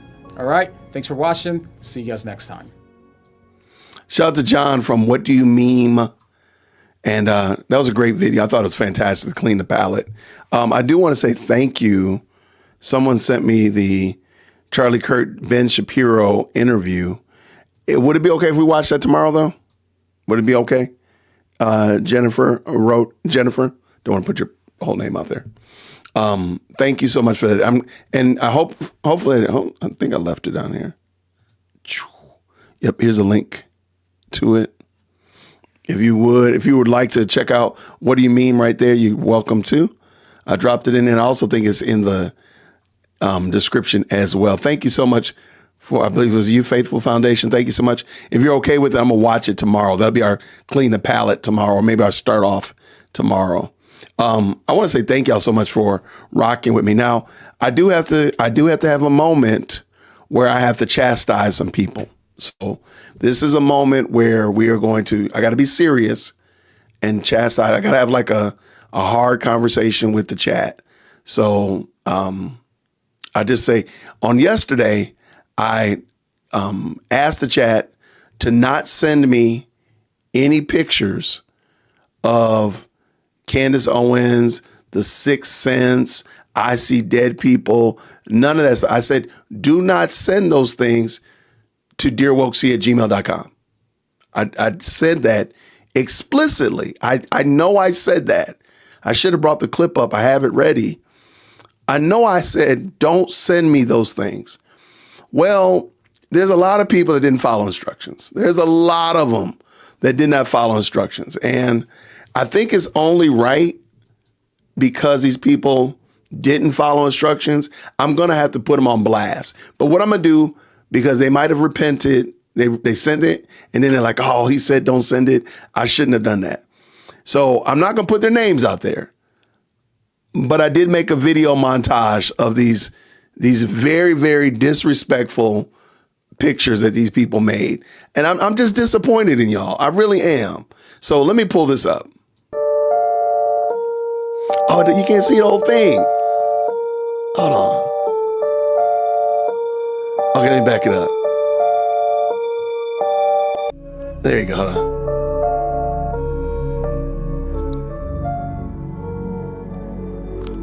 Sadness. That was terrible. That was really bad.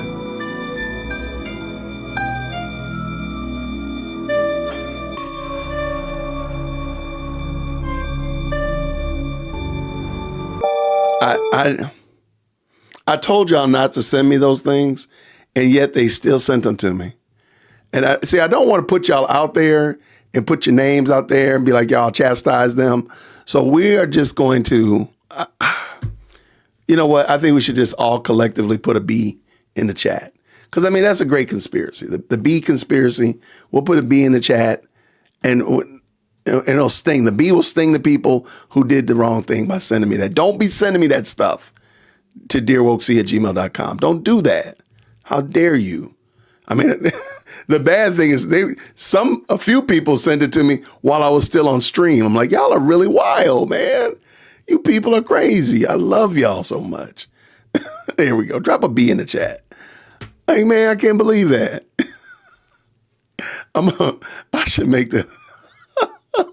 I should make that a short. I'm going to make it a short and put it out there so everybody can see it.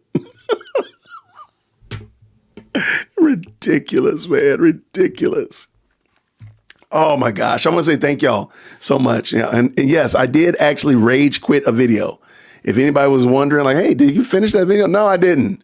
Because it was so ridiculous. I just got tired of it. It was just, the woman is just being dishonest. She's lying.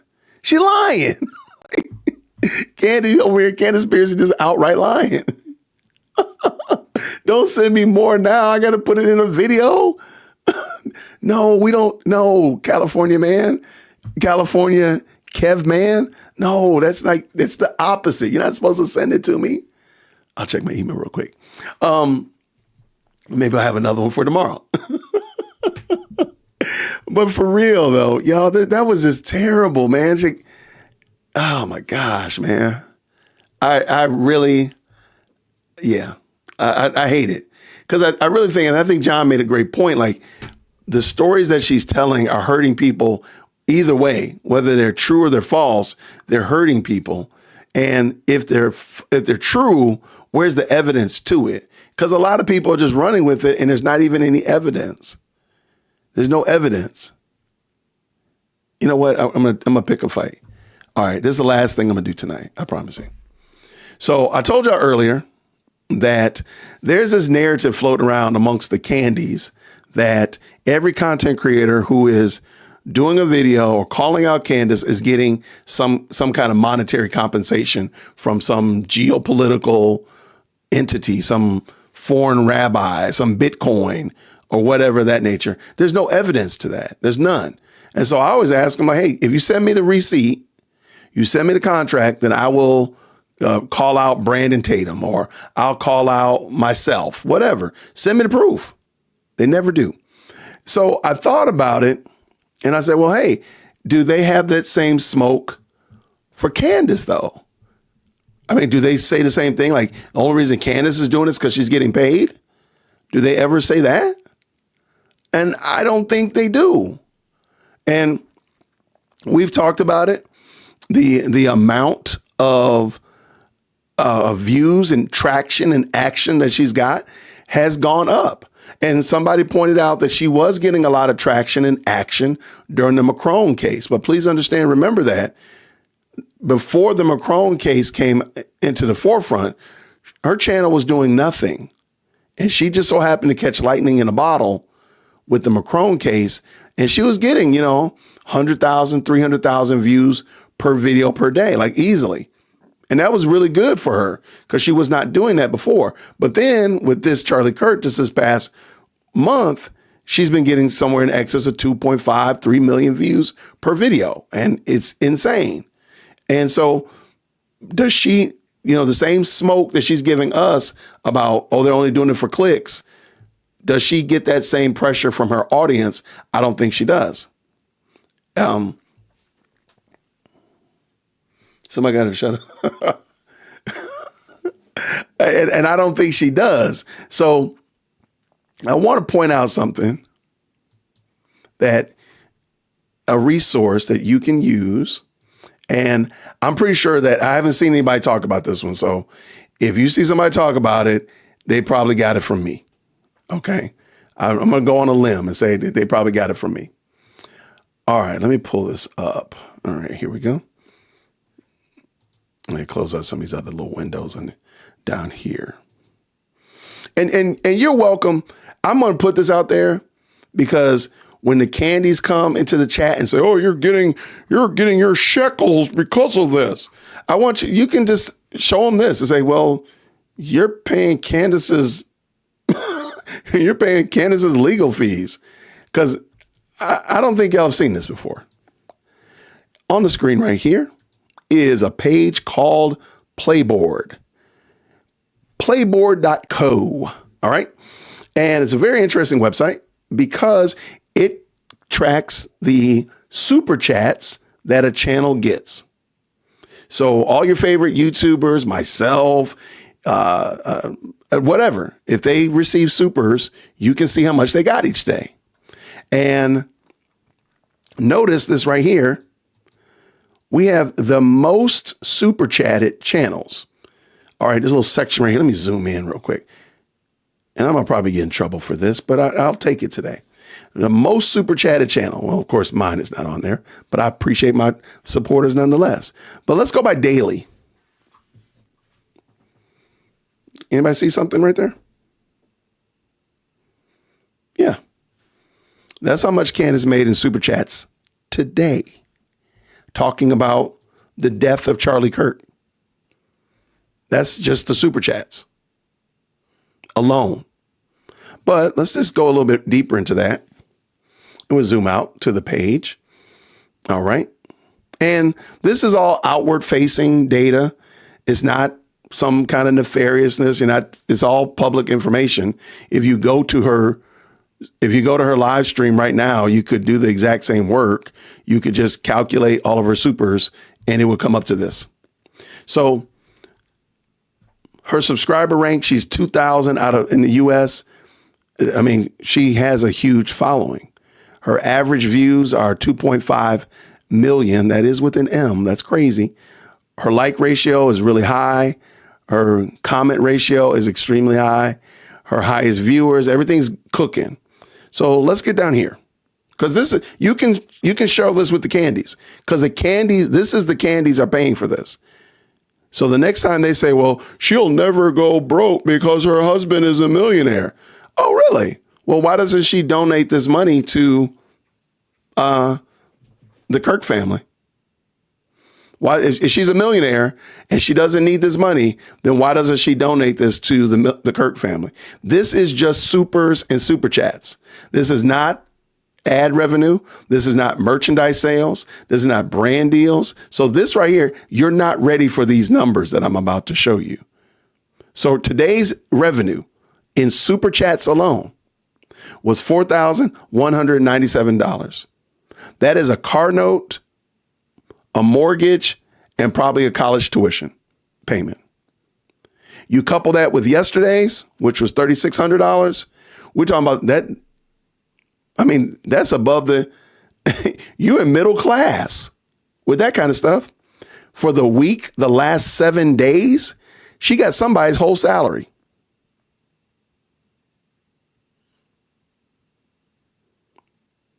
I'm going to keep going. So the next time somebody comes to me and says, hey, you're getting paid to talk about Candace. Well, guess what? She's getting paid to do it too. No, that does not include Rumble. This is only on YouTube. This is no other platform. This is only YouTube super chats and super thanks and super stickers. That's all. So again, imagine it, all the other platforms. YouTube pays the most. Let's be honest. YouTube pays the most. Let's keep going. This is how much she made today. And you can actually click on this. If you go to Playboard, you click on here and it'll show you by the minute. It'll show you like every in the first minute, she got $2. Then there she got 10, then $167, $258, $433. I mean, so the next time the candies come at you and say that you're getting paid to call her out, just let them know, like, no, you're paying this woman's legal fees. You're paying this multimillionaire's legal fees. Okay, let me go back so you can see this. And this is playboard.co. You can pull these numbers up and they are legitimate. So this is yesterday. This is, this is today's. This is yesterday's. She made $36.46. She made a house note and 2 car note payments off of that alone in one day.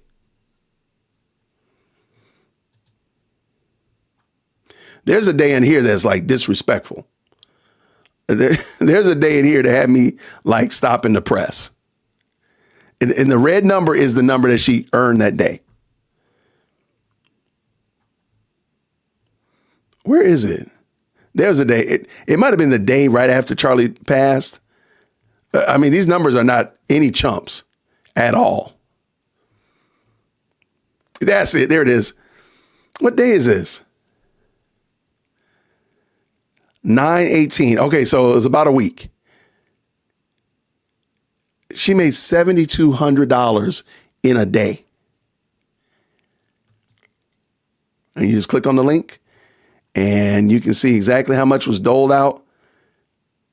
She got super chat. She got $1,000 in super chats in 10 minutes. Oh, what is this one right here? Great day. The end of it. She got $3,500 in super chats in the last 10 minutes of her show.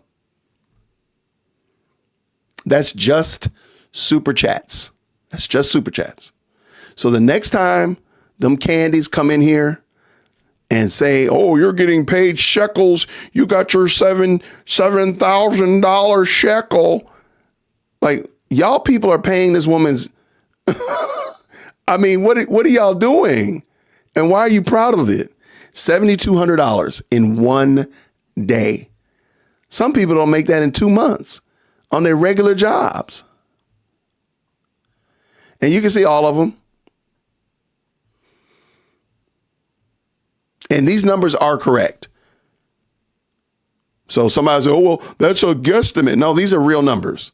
This is not like Social Blade. Social Blade guesses because it doesn't know the API doesn't scrub for your super chats. This is only meant to scrub for your super chats. So the next time somebody comes to you and says, they're getting paid, Brandon Tatum. Matter of fact, let me show you this. I thought this was funny. A lot of people, some reason or other, because that video I did on Brandon Tatum, a lot of people were saying that he's paid for. He got paid. Okay, let me pull this in. And Brandon Tatum is not really that dialed into live streaming. He's not engaging with the audience. So you see here, he has a lot of stuff that's in red. So his like ratios are low. He doesn't have the most electrifying live chat on the planet where everybody hits the like button and helps a brother out. Remember? All right. So they're not running to make sure they hit the like button, but there's a lot of comments. They're still talking back and forth. He's got a lot of views, all that kind of stuff like that. But look at his numbers. His daily average today was $55. No shade to him because he's an excellent content creator and he's doing fine in other categories and other areas. But still, like yesterday, 311. The day before that, the whole week rather, 859. And the only reason his number right here, 335 all time, is so large is because he's been on YouTube longer than Candace. That's it. Because remember, Candace was off of YouTube for some time. But yeah, like his video today is just $55. So, if you want to use that as justification, like, oh, he's getting his shekel because he's not making super chats. Okay, then if that be the case, then who's paying Candace? That's my question. Who's paying Candace? She got a 6-figure salary just from YouTube super chats. Like that, let that sink in. That's crazy.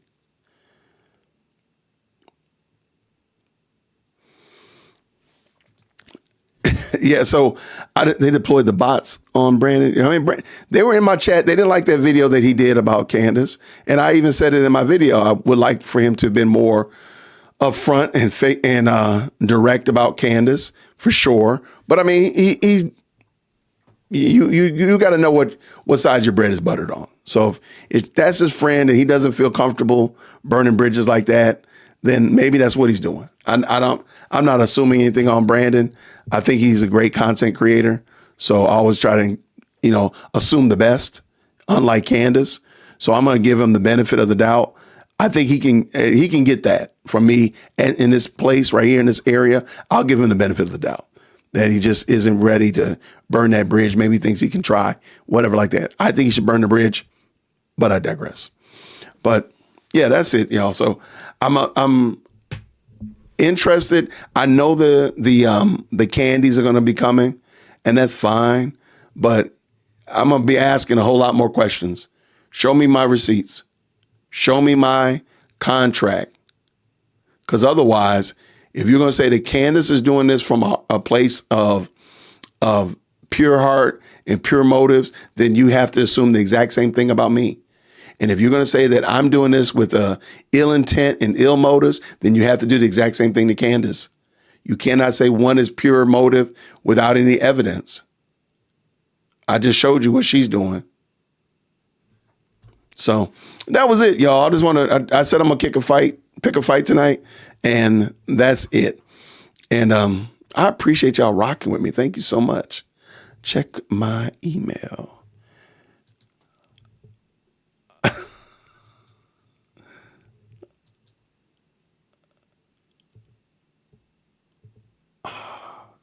Who is that? Who said that? Hold on. Y'all. I cannot stand this live chat. Who is it? Wait, who did it? Oh, here it is. Y'all.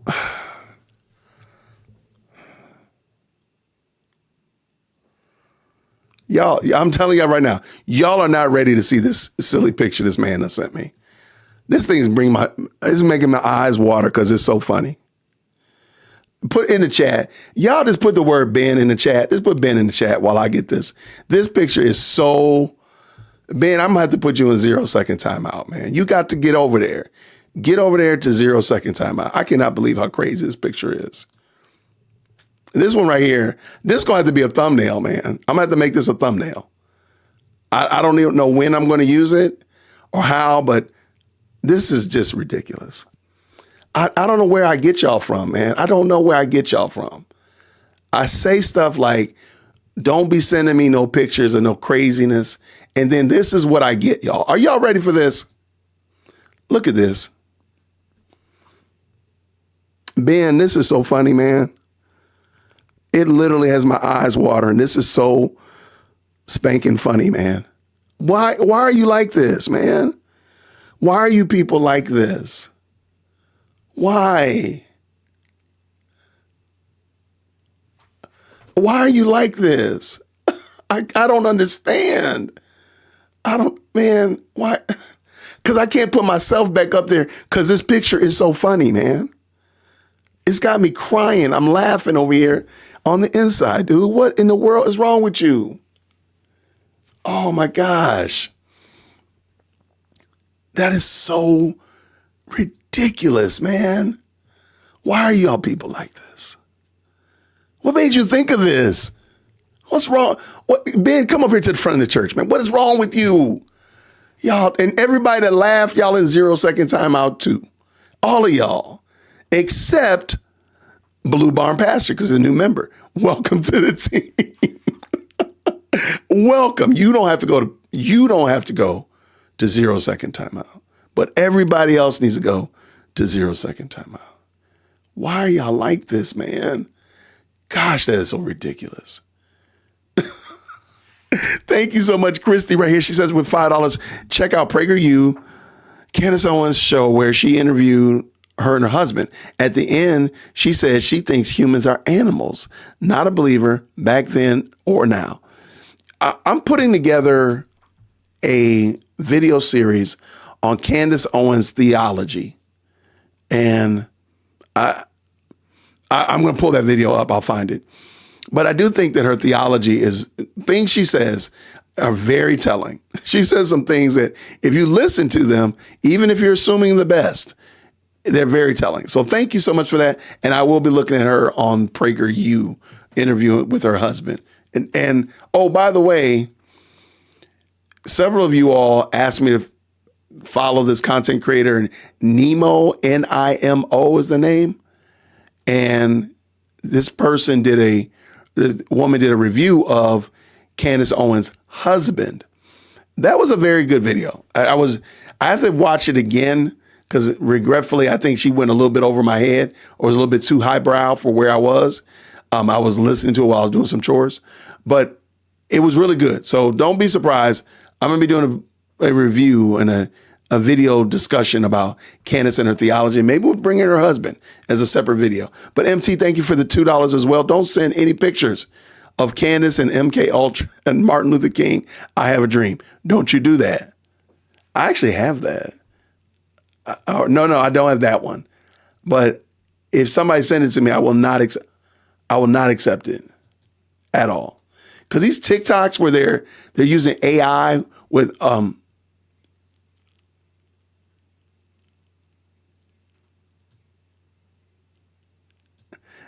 these pictures where they're using these videos where they're using AI, and they're pretty scary because they are really spot on. So I will. I'm sure Marshall, one of y'all, will send me one.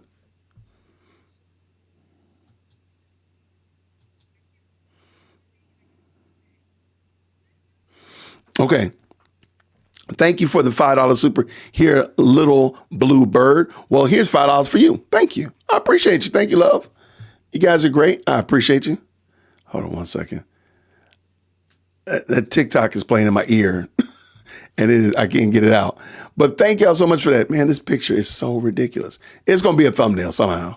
I don't know how, but I'm going to send it to my editor. We're going to find a way to use that as a thumbnail. That is so out of control.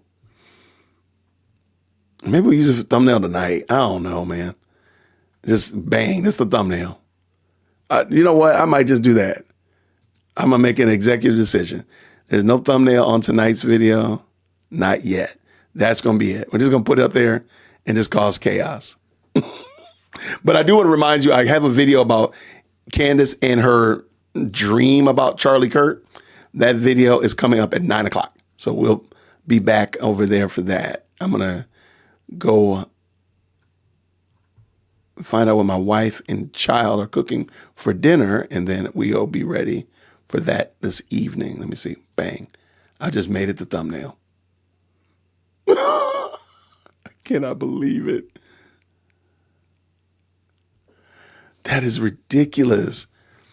Oh, man, I'm getting so much trouble for that. All right.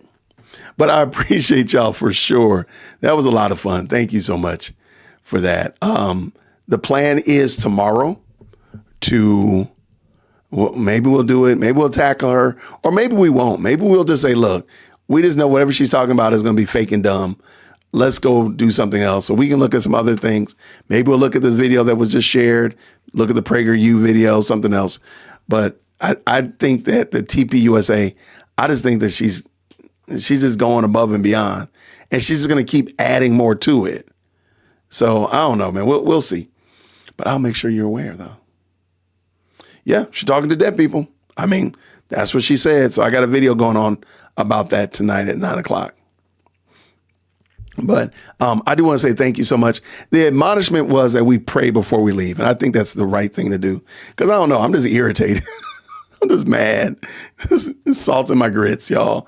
It's just like, what are we doing here? Why? What's going on? So I'm going to pray, and then I'm going to go get dinner, and I'll see y'all back at 9 o'clock. And real quick, Father, I thank you tonight that we had a great time.